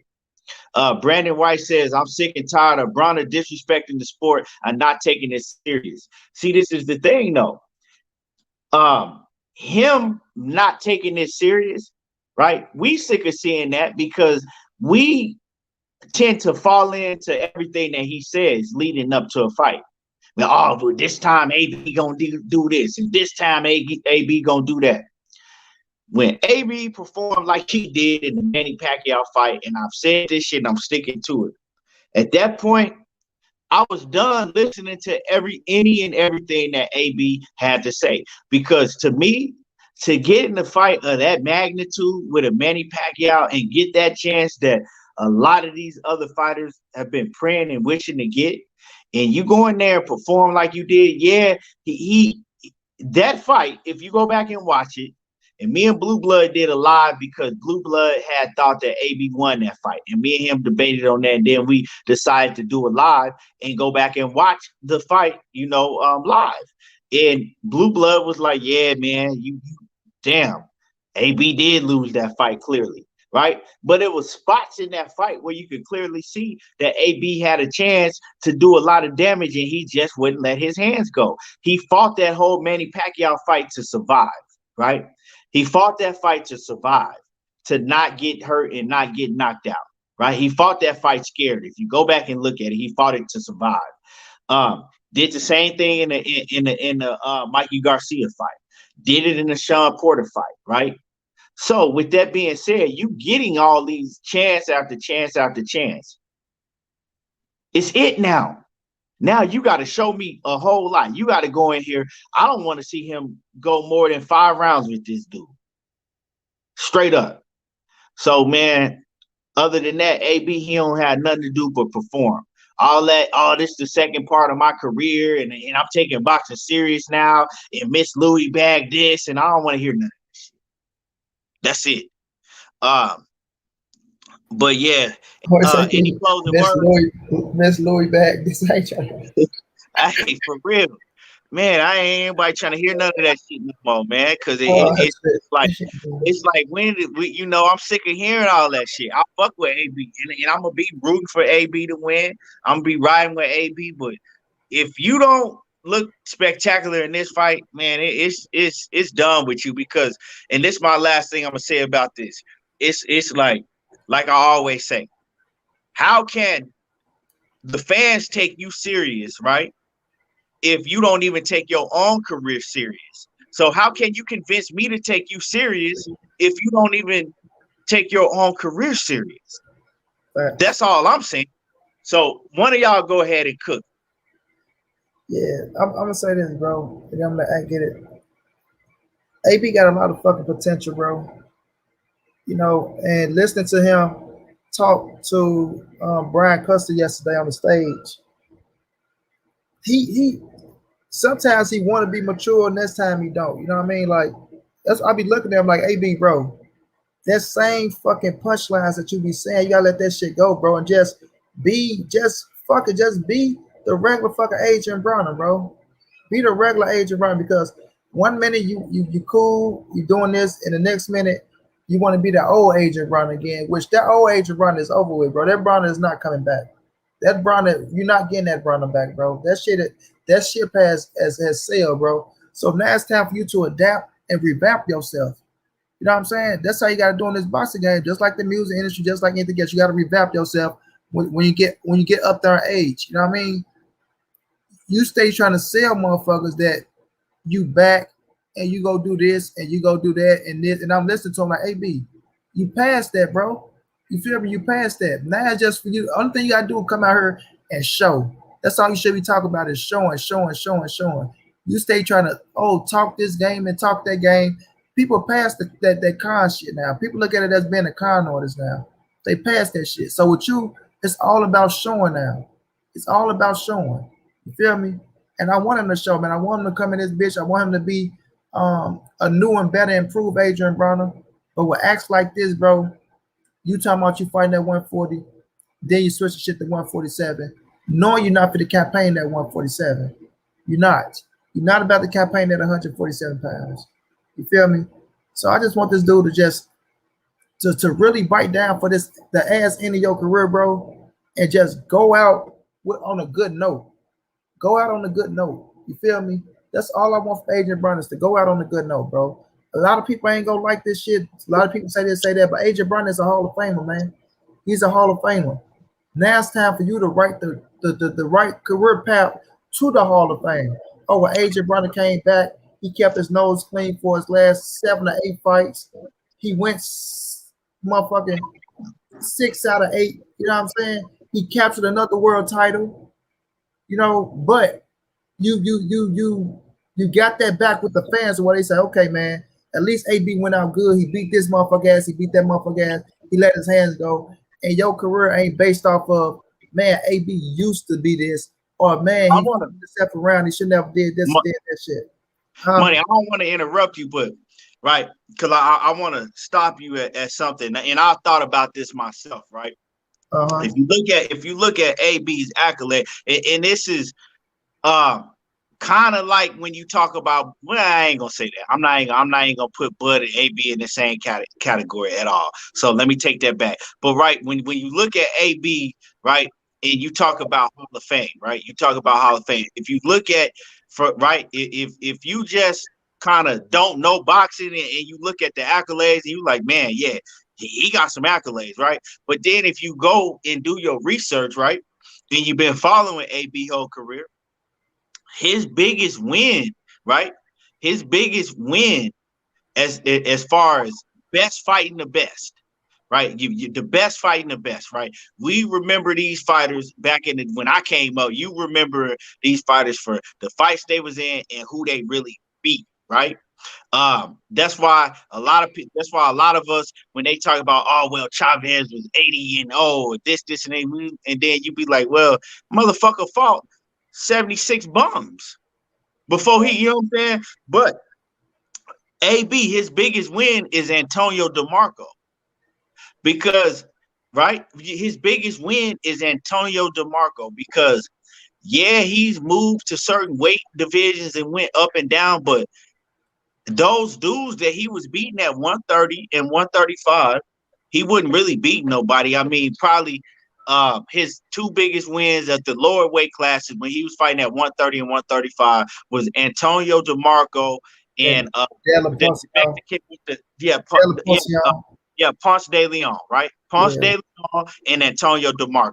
Those are his two biggest wins. Now, is Antonio DeMarco and Ponce de Leon, are they that, you know what I'm saying? They cool. You know what I'm saying? They cool, but they not no high. they're not no A-level fighters. You know what I'm saying? B- level fighters at the best, right? Paulie Malignaggi was not, you know what I'm saying? Paulie Malignaggi was not in his prime no more. Paulie Malignaggi was not up there no more. He wasn't that dude no more at all. So, like I said, we got to keep it real and look at all when he did really step up, right, and fight tough competition. He lost. He lost. We want to give him a pass, but he did lose. He lost by a fucking landslide to Marcos Maidana, but you know, arguably Marcos Maidana did have, you know, he didn't have no pad in his gloves, right? So we'll give him a pass on that. I give him a pass on that, Marcos Maidana, right? Especially because he had moved up 2 weight class and all. So I don't hold that Marcos Maidana fight against him. But then you got to think, he fought Sean Porter. He didn't win a round. I mean, he won like 1 round against Sean Porter. He fought Mikey Garcia. Mikey Garcia damn near blew him out and won every round. He might have won 2 rounds against Mikey Garcia. You know what I'm saying? So when he's stepping up and fighting the real top level fighters, he's not just losing. He's losing by a landslide. He's not even coming close to beating these dudes. You see what I'm saying? He fought Manny Pacquiao. Same shit. He ain't come close. So it's like we like AB because, you know, we like AB. AB was one of my favorite fighters by far at one point in time. But it's like, when do you come to the realization and really look at his career and say he could have been, but he just wasn't? You know what I'm saying? He just wasn't. Because if you, in every high profile fight against a mega fight, right? A mega opponent, and you lose, you don't even come close to beating these dudes. That says a lot to me. You know what I'm saying? That says a lot to me. You feel me? That says a lot to me. You feel me? Oh yeah. So you're not coming like if he's even like, right, Sean Porter, right? We could say that he's lost every high profile fight that he stepped up to, right? But Sean Porter is in these fights. Some of them is people arguing. I don't know who that is in the back. People arguing, right? That, well, we think Sean Porter won.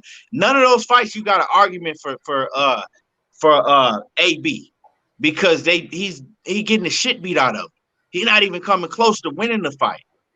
So to me, I look at that and I'm like, what's your standards? What are, you know, it just all depends. When we say Hall of Fame and AB this and that, what is your standard of Hall of Fame? You know what I'm saying? It ain't my standard. It's the criteria to get into the Hall of Fame. I'm not saying you. I'm saying in general money. I'm just saying, like, what are people's standards of Hall of Fame? Yeah. The criteria is accolades. That's it. Accolades get you to the Hall of Fame. Yeah, I hear that. I hear that, but it's just like, I don't know, man. That's a touchy subject, because when you really know what he's done, he ain't really never beat no opponent on that level. You know what I'm saying? He never beat an opponent on that level. He fought him, but he ain't never come close to beating none of them. So it's just it's crazy. Like, you know, Antonio DeMarco and Ponce de Leon is his biggest wins, really, to me. His biggest wins. And even it's Paulie Malignaggi, he should have blown Paulie Malignaggi out, and he made that fight a close fight. You know, a lot of people was arguing that Paulie won. I don't think that Paulie won that fight. I think AB clearly won that fight, but he made that fight a close fight. You know? No doubt. So, I said the same thing. That shit was close. I thought AB won because of he landed the cleaner shots. But Paulie was tagging his ass with the shots. Paulie was busy and shit. That's what we showed that it showed that activity give AB problems. Emmanuel Taylor. Yeah. Emmanuel Taylor was another guy, another fighter that he's supposed to go in there and destroy. And he had a tooth and nails tough ass fight with Emmanuel Taylor. And, you know, and I'm saying all of this is because I was such a big AB fan. I'm watching the fight, but I didn't want to admit them shits was close. But, you know, we could keep it 100. They was all really close. Yeah, he You maintained. know, I mean, that's my guy, man. Me and him talk all the time. So, yeah. like that was close. He killed his ass with the uppercut, but another fight to Adrian where Granados was a very close fight. Adrian Granados. Some people thought that Adrian Granados should have won that fight. You know what I'm saying? Some people thought that Adrian Granados should have won that fight. That was a very close fight. And then he had a draw with Jesse Vargas. He still never ran back to draw with Jesse Vargas. So when you break all of this shit down, it's like, bro, damn, this motherfucker really ain't beat nobody. And I ain't trying to shit on AB, but we just got to keep it real. When you really look into it and break it down, you like, damn, he really ain't beat nobody since 135. But you gotta look at it when he beat them boys, he was young at the time. He was the youngest champ. So DeMarco had a little name at that time, and Del Poncion was the champion. Right? So that's when AB first became a world champion against yeah, but I'm saying since then, we give him all the credit for those fights. But since then, when he stepped up, he never won. Yeah, that's the thing. I don't take that from, but it's just when you look at him, and when I say he's a Hall of Famer, I go off the criteria and what their criteria is and his accolades. But still, with that being said, he still beat Paulie, right? Marcos Madonna, I feel like he got cheated in. But when you say Sean Porter, Sean did get his ass, even though he ended up dropping his ass. Right. So I get what you're saying. Even when he won his 4th belt against, I can't even pronounce the dude's name. You know, people weren't giving him credit for that shit. People like, oh, who he fight for the scrap, things of that nature. But that's why I be telling people, politics plays a part in who you fight and this, that, and the third. But when they look at the Hall of Fame shit, all they looking at is the criteria. What have you done in your career? And with AB being, you know, the youngest 4-division world champion in boxing, you know, they're right there alone will get him in the Hall of Fame. You feel me? But that's why I want him to take this last end of his career and write the right story. You know what I mean? Write the right story, bro. Go out there, put the fucking hard work in, and just show down. Like all the talking, people don't care about the talking no more, AB. Even though it still sound good and shit like that, but it's all about you showing down, bro. You showing. You just got to show up. Show the fuck up and do what you got to do. And let's go talk more than your goddamn words. Right. What else y'all got on this? Whoever want to go? As far as my fault, just like when we look at, okay, as far as when we look at Adrien Broner's career overall, and him, people, you know, an argument of him being in a Hall of Famer right now if he retired, right? Like me, I'm a resume type of dude, and who you beat, not, you know. So, what's your take on it? I mean, I don't think. I mean, if it is Hall of Fame, I'm not, you know, trying to downgrade him or anything. I don't think Hall of Fame. Even you cutting out. You cutting out. At what you run that back? You having some. You hear me? Now we can hear your connection was cutting out. Okay. I was saying, like, if he does go to the Hall of Fame, I don't think that it would be like first ballot type of, you know what I mean? Even though he achieved being a 4-division world champion, I believe he's the youngest African American to achieve it. At that age, I don't think he's the youngest 4-division world champion because he was 26. Adrien Broner was when he did it. Oscar De La Hoya was 24. So, yeah. So I think as far as African American wise, that's very important, and I think that could definitely be one of the things if he does get into the Hall of Fame. I think that they should definitely give him, you know, a notch on his belt for that. But I don't know because of like how his career went. And like you were saying earlier, how you feel like he messed it up, kinda. You know, I don't know if he could be in the Hall of Fame because a lot of the dudes and a lot of the important fights that he had that wasn't even for belts, like he lost the Mikey fight. I felt like that was important. He should have won that.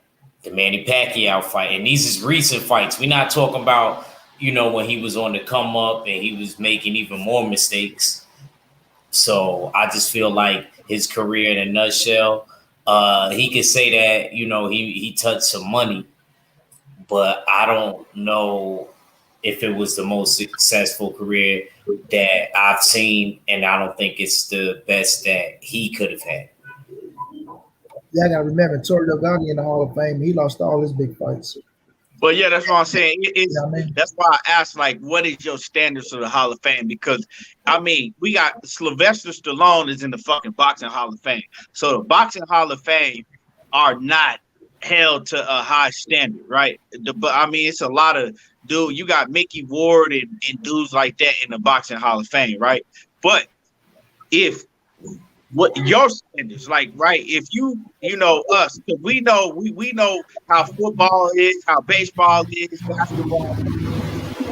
If we held them to the same standards as football, baseball, and basketball, boxing had the same standards. Would you be able to say, yeah, oh yeah, hell yeah? Yeah, that's where I'm coming at it from. That's why I said, nah, not to me, but now that you said it like that, KT. I'm not gonna lie. Him being the youngest black 4 division world champion, put him in the Hall of Fame for that thing. Since it don't take a lot. I feel like then do that. But me personally, if it was up to me, I don't think so. I think I need a little bit more on the resume than that. I need a little bit more than that. I could say somebody like Bud could be on there and not feel bad. Even though Earl's my man. How could you put Bud without putting AB, right? And I'm gonna say that because even though he didn't win the fights, he still has the names on his resume. Yes, he might lost, but AB still has names on his resume. You feel me? He does. Monty, that's what we giving boxers credit, just having names on their resume. That's not what I'm saying. They take it easy on Tyson. Listen. Tyson is a Hall of Famer, bro. This is what I'm saying. The thing is this, bro. Even though, of course, you're not gonna win all your fights, but when you have the accolades, like you got the titles, no matter how you got them or who you won them from, right? You got the accolades, but even though you lost to the names, you still have the names, bro. You still have them. Like, yes, AB winner, but look, he never been knocked out. He never been stopped. Yes, some of the fights he could have done. Some of the fights he could have done more in. The Pacquiao fight, like he said, I did feel like once the dad's got hit, he started going into survival mode, which kind of pissed me off as well. So I can't see how somebody thought Adrien Broner won that fight. That was kind of absurd to me. But he still got Hall of Fame fighters like Pacquiao on his resume, even though he lost the shit, right? You got Sean Porter, right? Paul Malignaggi. Like, you got names on that bitch. Mikey Garcia, 4 division world champion. You a 4 division. He didn't win. No, he didn't come close to winning. Yeah, you didn't win though, but he still not has even close. Yeah, but he still has. Let me say this. You gotta put up a fight to make an argument. I got you. Let me say this, Steve. He still went in there and fought him to where, yes, he didn't come close to winning, but he still had success, and we all know that he had potential to win the fight. You know what I'm saying? Now, credit. His ass didn't go in there and do what he's supposed to do. And that's a testament to him not doing what the fuck he was supposed to do. But Adrien Broner still is that type of fighter to where we know ain't no anybody gonna beat his ass. And he still had the potential to beat those fighters. That's why he was in the fights. But he still had the accolades, he still had the names. And to me, I feel like that's enough for Adrien Broner to get into the Hall of Fame. But judging on their criteria, they gonna let him in, bro. But I get what y'all saying as well, though. I don't take nothing from what y'all saying. Let me let my man knock out. Let me let knockout cook. And y'all hit the like button. If you in the building, hit my like button. Hit the like button. It don't cost nothing to hit the like button. So go ahead. So for me, bro, like, he's a Hall of Famer based on being a 4 division world champion and being one of the youngest to do it. But where I see the argument for him not to be the Hall of Fame, I think it's 2 things. I think it's recency bias. I think that when people remember, what people remember is kind of how you leave the sport or what you do most recently. And most recently, it's a lot of losses that we felt like he should have won and a draw that we felt like he shouldn't have, and just not a good look. And we also got to keep in mind that the people that vote for this Hall of Fame and all that stuff, they look at what you do outside the ring, bro. Like we take somebody from another sport like Terrell Owens. It shouldn't have took him that long to get into the Hall of Fame, but He should because be of the first ballot. First yeah, ballot, because no doubt. yeah, but because of how people felt about him outside the ring, that hurt his chances. Now, and that made it take longer than what it should have. And so I can see, I think Adrien Broner does get in the Hall of Fame, but I can see if he doesn't get in, I won't be surprised because of how his career is ending with all the weight issues, with the discipline issues, with the legal issues, losing his most recent fights, not being spectacular towards the end of his career. That's what people are going to want. That's what people are going to try to choose to remember. And then I also see it. I just see it going that way for him if they vote that way. Based on other people that are in the Hall of Fame, yes, he should be in the Hall of Fame. But if you look at what he's done recently, it's like you were saying, Money, this end of his career from 31 on, however long it is, he needs to be lights out, bro. I'm talking 6-0, 7-0, capture another world championship to make people remember how great he could have been. If he doesn't do that, if it's more of what he did from like 2016 to 2019, then he runs the risk of not making the Hall of Fame, bro. We're talking about a guy that finishes with a record of like 34 and 8 and loses like 7 of his last 11 or 12 fights. That could be an issue, bro, because it's who you lose to, is who you beat, and the championships that he does have, those guys didn't pan out. What I think people need to start looking at, and I know they don't look at it like this way, is who did you beat to become that 4-time world champion? Who did you lose to? Who did you fight against? Because competition matters. Like, we judge all of our sports that way. Like, who you beat in the championship round matters. Like, if you go up against the Steph Curry, Klay Thompson, and Kevin Durant Warriors and you beat them, that championship is worth more than if you go against some injury-riddled team that limped into the finals. It's the same thing in boxing to me. Like, if you beat people that you're supposed to beat, okay, cool, man, that's great, bro, great job. But if you fighting some people that have a chance against you and then they beat you, then that leads people to question. Again, I think he should be in the Hall of Fame based off being a young four division champion, but I can see the argument of him not being in the Hall of Fame based on his recent track record and based on his out of the ring behavior, bro. Those are the things that would hurt him, in my opinion. So I'm rooting for him. I hope he turns it around. But my issue is, like, once you 31, bro, you pretty much your ways and the way you are, bro. That's pretty much it. Most people do their growing in their 20s, bro. So if he ain't grown yet, if he's still missing weight now, if he's not disciplined yet, I don't know how he gonna all of a sudden become disciplined between now and the time that he retired, bro. And so that's my that's kind of my issue with him and why I see it going sideways. But this is huge, bro. I think he's on the cusp. I think he's in the Hall of Fame right now, but he can box his way out of the Hall of Fame if he fights for another 3 or 4 years and it's unspectacular and he takes a few losses. I could see them not voting him in, bro, based on that. So I'm hoping that he turns it around, but I got him in for right now so far. I respect all y'all opinion on that shit. Hell yeah. It's an argument that's, but like I said, I'm pretty sure he will be in the Hall of Fame because, like I said, you got Sylvester Stallone in the Hall of Fame. The boxing Hall of Fame criteria is not the other sports. It's a whole different criteria. And that's all I was gonna say, Key. That's what I was gonna say too, Key. I was gonna say that, like, it's different from the mainstream sports. They criteria is different. Way different. Yeah, but see, I know that, but I was kind of speaking of the fact of a fan's opinion. You know what I'm saying? Yeah. Of our eyes, if we had to say, like if we had to say, okay, if we got to choose to put him in the Hall of Fame, is he a Hall of Fame fighter? And to me, it had to be a no. It's a close no, just because I'm a resume guy, so I know who you beat, I know who you fought, and I know when every time you stepped up and you fought a high class opponent, you didn't come close to winning. You got to at least come close to winning. You know what I'm saying? Like you been a disappointment.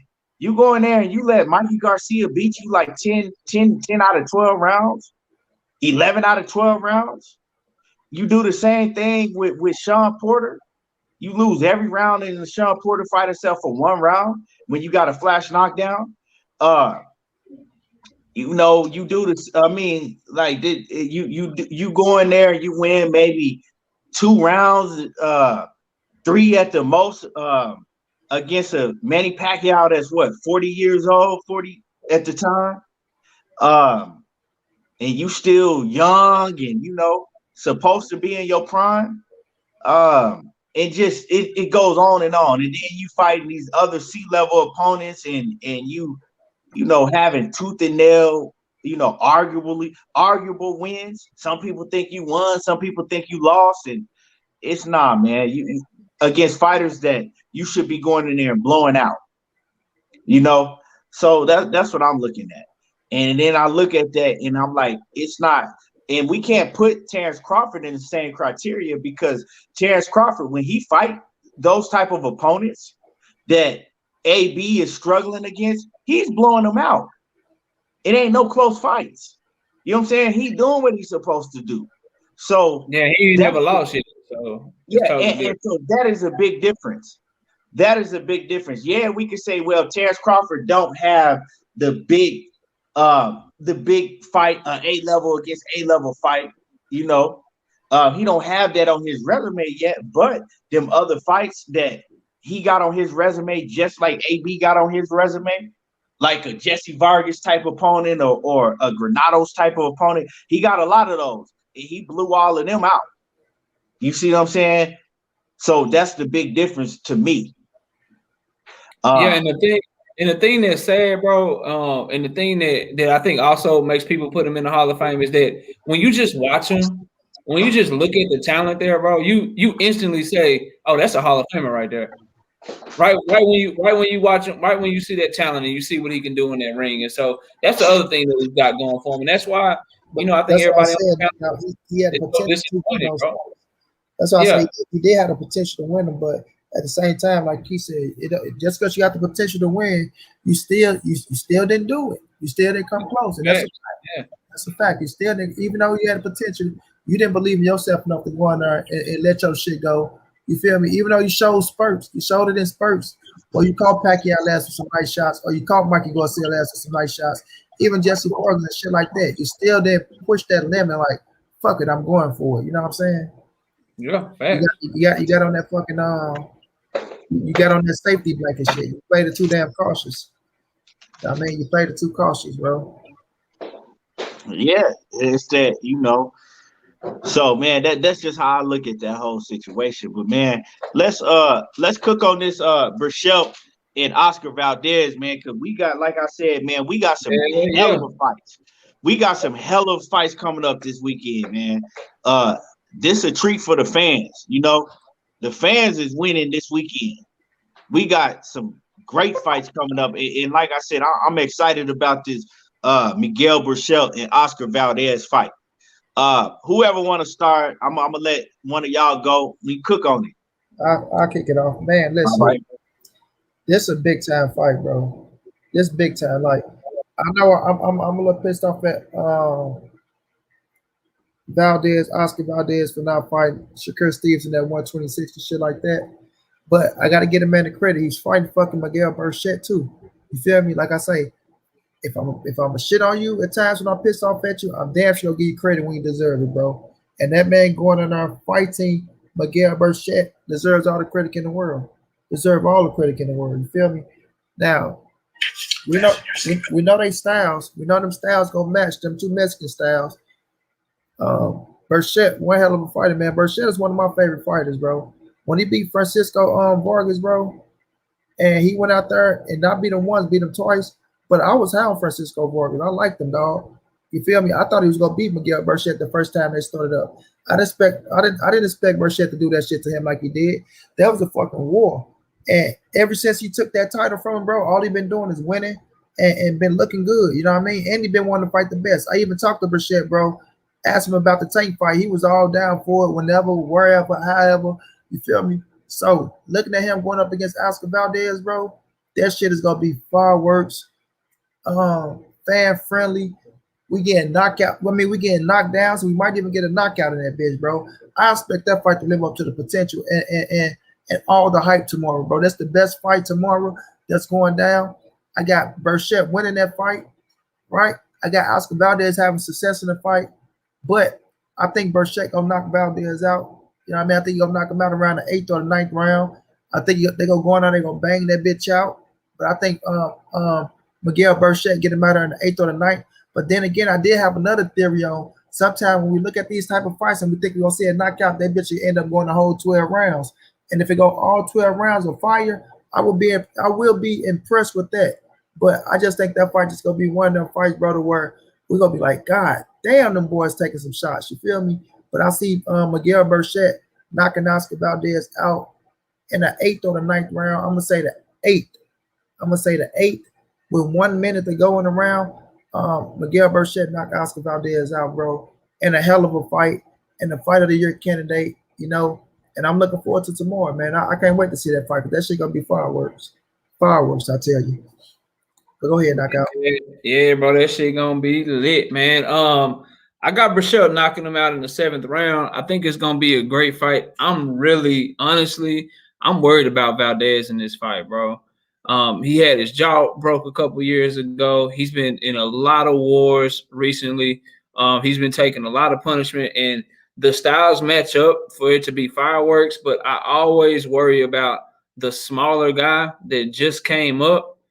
And Burchett's a big ass 130-pounder, bro. And I don't know if y'all seen him recently. The dude looked shredded, bro. He looked huge, bro. And so I'm worried about Valdez because I know they gonna hit each other. And I know Burchett been walking through shit lately, bro. Like Burchett done knocked out 16 of his last 17 opponents or some crazy shit like that, bro. Like he's a monster. And I hate to say this because I want to see Valdez do well. I'm a fan of him, bro. He's a straight up soldier. I didn't like him not fighting Shakur Stevenson either, but I just don't think it's a good matchup for him, bro. When it's two dudes that like to throw punches like that, I always worry about the guy that's not as strong, that's not as big. Shit, Burchett got like a 5 or 6 reach advantage on his ass. It's just everything is pointing to Burchett mauling this dude, bro. And I know he's with Eddie Reynoso now. He got with him recently, so he's tried to shore up some things. But everybody on here know we all been watching boxing long enough to know, bro. Once you get hit in your goddamn mouth, once somebody hits you in your chin, you go back to who the hell you are, bro. All that training, all that new trainer, that ain't gonna mean shit. When Burchett tag Valdez ass, he gonna want to hit him back. They're gonna be throwing combinations and punching in between punches. And I just think Burchett is the bigger, stronger dude, bro. And I think he gonna wear on him. I got him stopping him in the 7th. And the only reason I ain't picking it earlier is because I got so much respect for Valdez, bro. I think Valdez is a warrior, but I just think he's been in too many wars. And once your jaw get broke one time, bro, I ain't saying it's going to get broke again, but that's going to make you kind of chinny, bro. And I seen him get hurt a few times after that quick fight, and I know Burchett going to hit his ass, and I think Burchett going to hit him with some shit he ain't going to get up from. And I got Burchett by knockout in the 7th round. But it's going to be, while it's on, that shit going to be fight of the night for sure. That shit is going to be a fun fight to watch, bro. No doubt. Shout out to KG Alexander off in the chat. What's good with you? He said his DVR is lit up for this weekend. Real talk, man.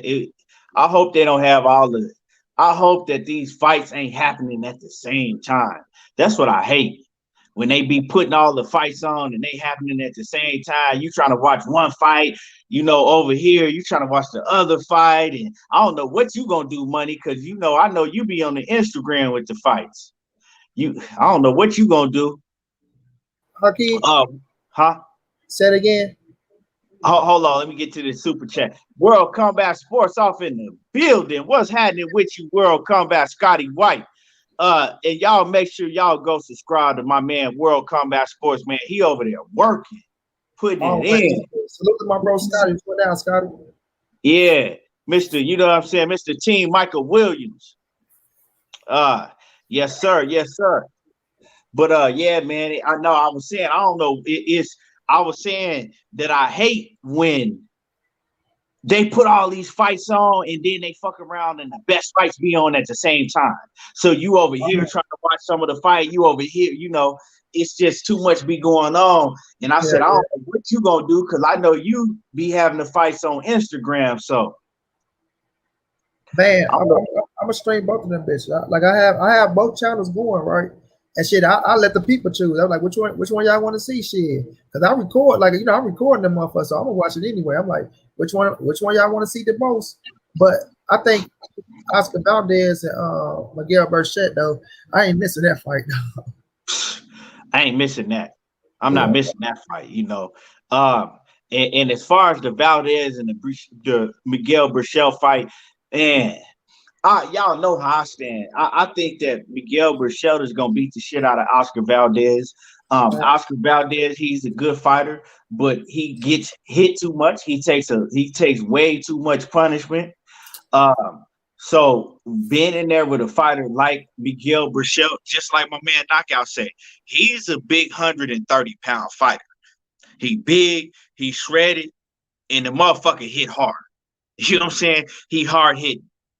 And you can't take that much of punishment like Oscar Valdez is used to taking in the ring with somebody like Miguel Burchell. We've seen Oscar Valdez take a lot of punishment against much lesser competition. You see what I'm saying? Shit, he had a tooth and nails fight with Scott Quigg. Scott Quigg ain't no motherfucking Miguel Burchell. You know what I'm saying? So just like Knockout said, I don't think this. I don't have this fight going past 8 rounds. You know what I'm saying? I don't have it going past 8 rounds. I have it being the slugfest. I think Oscar Valdez, he gonna give some. He gonna give some, but he gonna take too much. And when you in there with a heavy hitter like Burchell that don't stop, he gonna continue to come, and he tough too. I think he just gonna, you know, eventually he gonna wear down Oscar Valdez. And Oscar Valdez, like I said, he's gonna take too much punishment, and he either gonna stop him or he gonna they gonna throw in the towel. He gonna get stopped or he gonna knock him out. I don't think he's going past 8 rounds. Oscar Valdez, like I said, just like 86 said, you know, yeah, he could go in there, he could try, you know, whatever he's learned with Eddie Reynoso in them, you know, because, you know, they was working on this defense and all of that. But once a fight break out, he gonna go back to what he know. You know, he gonna go back to what he's used to doing. And I think that's ultimately gonna be his downfall, you know. Who else want to go ahead? Money, whoever else want to, you know, whatever y'all got to add to it.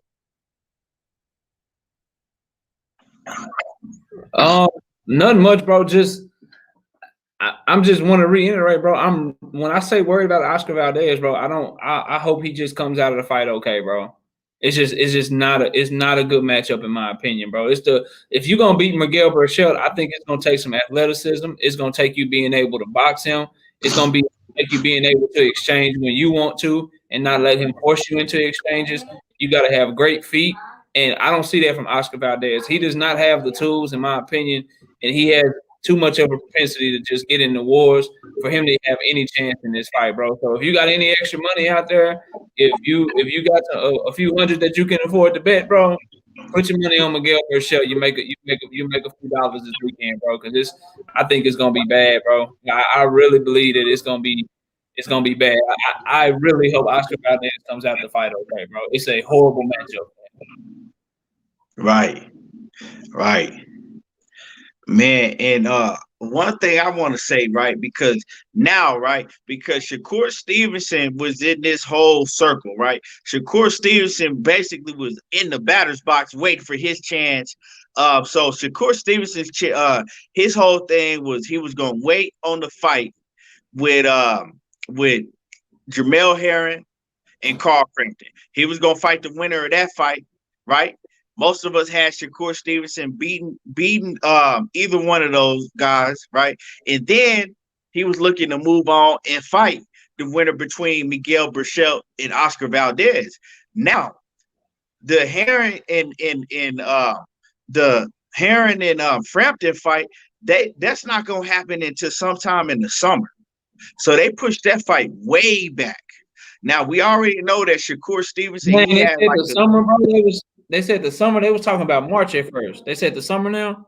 Yeah, they pushed it back to it's gonna be in, I think, Dubai, right? So they pushed it back. Now, what happens with Shakur Stevenson? Because he already had put in a petition, or I think he had went through the courts because to try to force a fight, right? To try to force that fight. He already had took Top Rank to court for that. I don't know what was going on with that, but what happens with Shakur Stevenson? Does Shakur Stevenson say, fuck that Frampton and Herring fight and just move on and try to get a fight between the winner of this fight on Saturday night? That's what I think he should do, because having to wait that long for them, that's just, that's unfortunate. That's an unfortunate situation for him. I think he should just go ahead and try to get a fight with Berchelt now if Berchelt win. What y'all think about that? I agree with that, bro, because that's Top Rank. That's easier to make.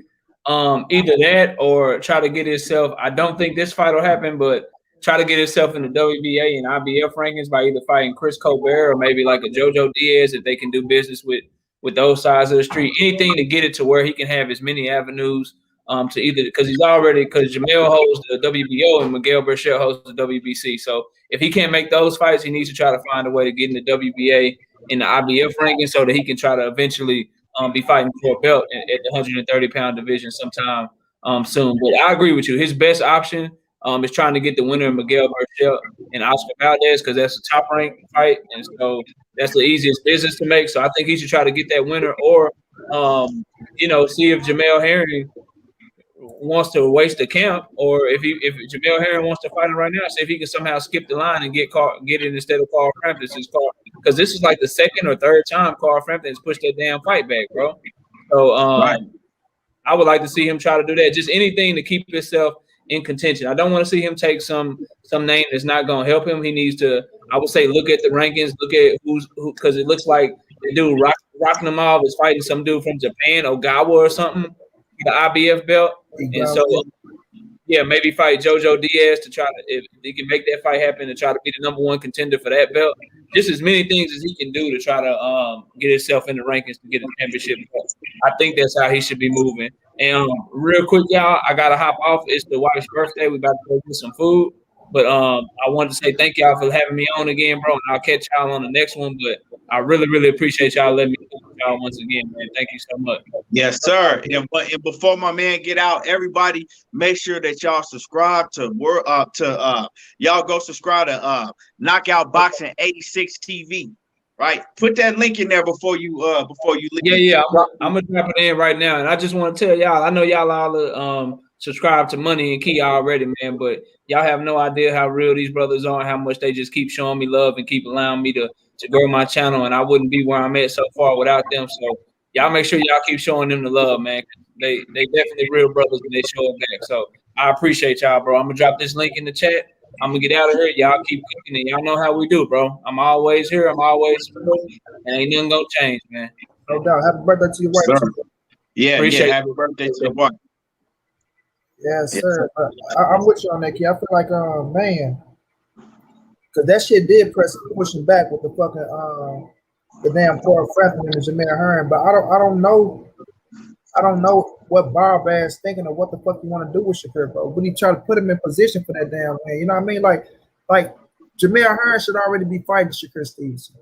You know what I'm saying? But we know with the MTK Global shit going on, how they ass in cahoots with each other. We don't know what the fuck going on, but like Shakur should already be in position to fight for a fucking world title. You know what I'm saying?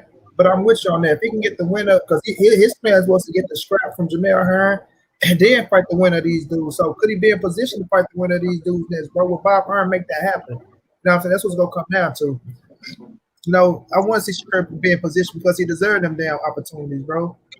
So we'll see what goes on, because it looked like they already got a rescheduled date already for Hearn and Frampton. They talking about in the summertime or some shit, and they supposed to be fighting somewhere else. Some shit they was talking about. Yeah, Dubai. They talking about in Dubai. Yeah. So if they got that in position, they got to be Corey Frampton team. Got him a good situation where, you know, they not going to let him miss out on this opportunity to fight for that world title. So Shakur still have to take a step back, because I think they supposed in March, the end of March. So like I said, an extra month ain't that long in all reality, but It's gonna come down to what Shakur team want to do, bro. But It's because you got to think if they fight in March, let the last of March, May, June, whenever they gonna fight, because we know it's always shit a month or two after they really say it is gonna be. You know what I'm saying? Especially if it's gonna be in Dubai. Shoot, that fight ain't gonna happen until May or June, right? This whole time, Shakur Stevenson, right, is waiting and waiting and waiting and waiting, right? Breland and Valdez, they finna fight this weekend. Yeah. Right. So he can make a fight with Breland much faster than he can against, Shakur and Herman. So it's his turn, man. You've been making him sit and wait now. So I think he should just, he should get on Bob Arum's head and force that. He needs to force the fight with Breland, and I'm saying Breland because I think he gonna win, and he need to force that, man. He need to force that. I'm with you. Force that fight, get that title, then worry about the winner of fucking Frampton and Jamel Hearn. Shit, don't matter what order they come in, as long as you get both fights. So I'm with you. Yeah. And Breland is a tougher fight, so fuck it. Go ahead and get his ass out the way anyway. Right, exactly. Man, and moving along, man, we're gonna move along before we get up out of here, man. My dude Robert Easter, he fighting this weekend. He fighting against Ryan Martin, man. That's gonna be another hell of a fight. Fight I'm really, really looking forward to. Man, who does everybody got in that Robert Easter Ryan Martin fight? Man, I'm gonna go with Robert Easter. Ryan Martin is not gonna be no easy fight for Robert Easter though. So what's your take on that fight, man? I'm with you, kid. We rocking with Rob East. I'm going with Rob all day. I think Rob's a better fight. I like Ryan Martin. I don't think Ryan Martin faced the competition that Easter faced. And then when he did face his top competition, he got his ass whooped and stopped by Josh Taylor. You feel me? But he is a solid fighter. He's strong. He can fight. But I just don't think he can hang with. I ain't gonna say he can't hang with because I think they had like history and shit like that. But I just don't think when it come down to the come down, I don't think he gonna beat Robert Easter. I think Rob will get him on the card. I don't think nobody get knocked out. I think Rob get him on the card. I just think overall Robert Easter a better fighter, bro. In my opinion, from what I've seen from him and what I've seen from Ryan Martin, I think Robert Easter a better fighter. But Ryan Martin, he can surprise us tomorrow. Shit, he can come in that bitch, be on this shit, go out there and show us that he's the better fighter. Him and Bunning, they got history.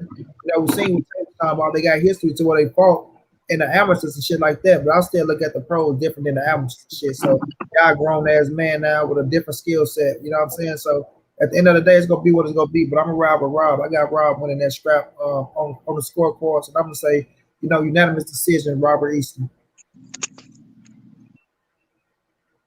Yeah, I feel you. I got the same thing, man. I'm gonna have to ride with Robert Easter. And I'm looking forward to seeing how he do back in the ring, man. See if he improve on some of the things that we know that he needs to improve on, And then we also got Dominic Brazil against Otto Wilder. Yeah, I think I got Brazil in that fight. I'm gonna go ahead and take Brazil. I'm with you, kid. I say I like Otto Wilder. I know he the younger man. He the favorite in the fight and shit like that. But I'm gonna go with Dominic Brazil in that fight, bro. I'm gonna go with Dominic Brazil. I think with fighters like this, I think Dominic Brazil, he be showing up and showing out against fighters like this. It's only when he get to the top of the top, he get his ass knocked out and shit like that. But Otto Wilder, a tough motherfucker, fought the shit out of Tyson Fury. You feel me? So I think it's a good scrap. But I'm with you. I'm gonna rock with Dominic Brazil in this one. But it's the heavyweight division. I think Dominic Brazil got more power than Otto Wilder. I will say that. I think he got more power. I think Otto Wilder might be more active for the punch selection. But I think Brazil, for us to straight up power, I think Brazil got more power. And I'm going to go with Brazil. Even though I'm not confident, so I won't put no money on this shit. But I'm going to go with Dominic Brazil. And I'm going to say Brazil get a knockout in the 6th round. And we know 6th round. I'm not going to predict he going to knock him out. But one thing I got to say is we know that Brazil has only lost 2 fights. And that was against Anthony Joshua and Deontay Wilder. So he's only lost to the best. Yeah. And he will get in there, and he is gonna slug with your ass. So if you don't have all that power, if you don't have the power to get him up out of there, he gonna give you a hell of a fight. And you're gonna have a long night fucking with him. And he can hit, he can punch. So with that being said, man, before we get up out of here, anything else you want to cook on, money? Just salute to the people, man. Much love for them coming through, rocking out with us for the 2 hours and 4 minutes. You feel me? Y'all continue to ride with man Brody, man. Like I say, that intro was on fire. Y'all make sure y'all pay attention to that intro when when he start the show up. You feel me? But man, we will be back with another one, man. It's Friday. Everybody enjoy the fights tomorrow. I will be streaming the fights on Instagram if y'all ain't got nowhere to watch the fights. And that's Money underscore the writer, MONNIE THE writer. You know what I mean? Y'all just come on up and rock out with your boy, man. We're gonna be going up and follow me on Monty Brown TV. Show some love, you feel me? And we will be back with another one. Y'all know how I get down, man. Dick dog status. Yes, sir. And I'm gonna leave it with the out. It's the intro and the outro. I'm gonna leave y'all with this. All right.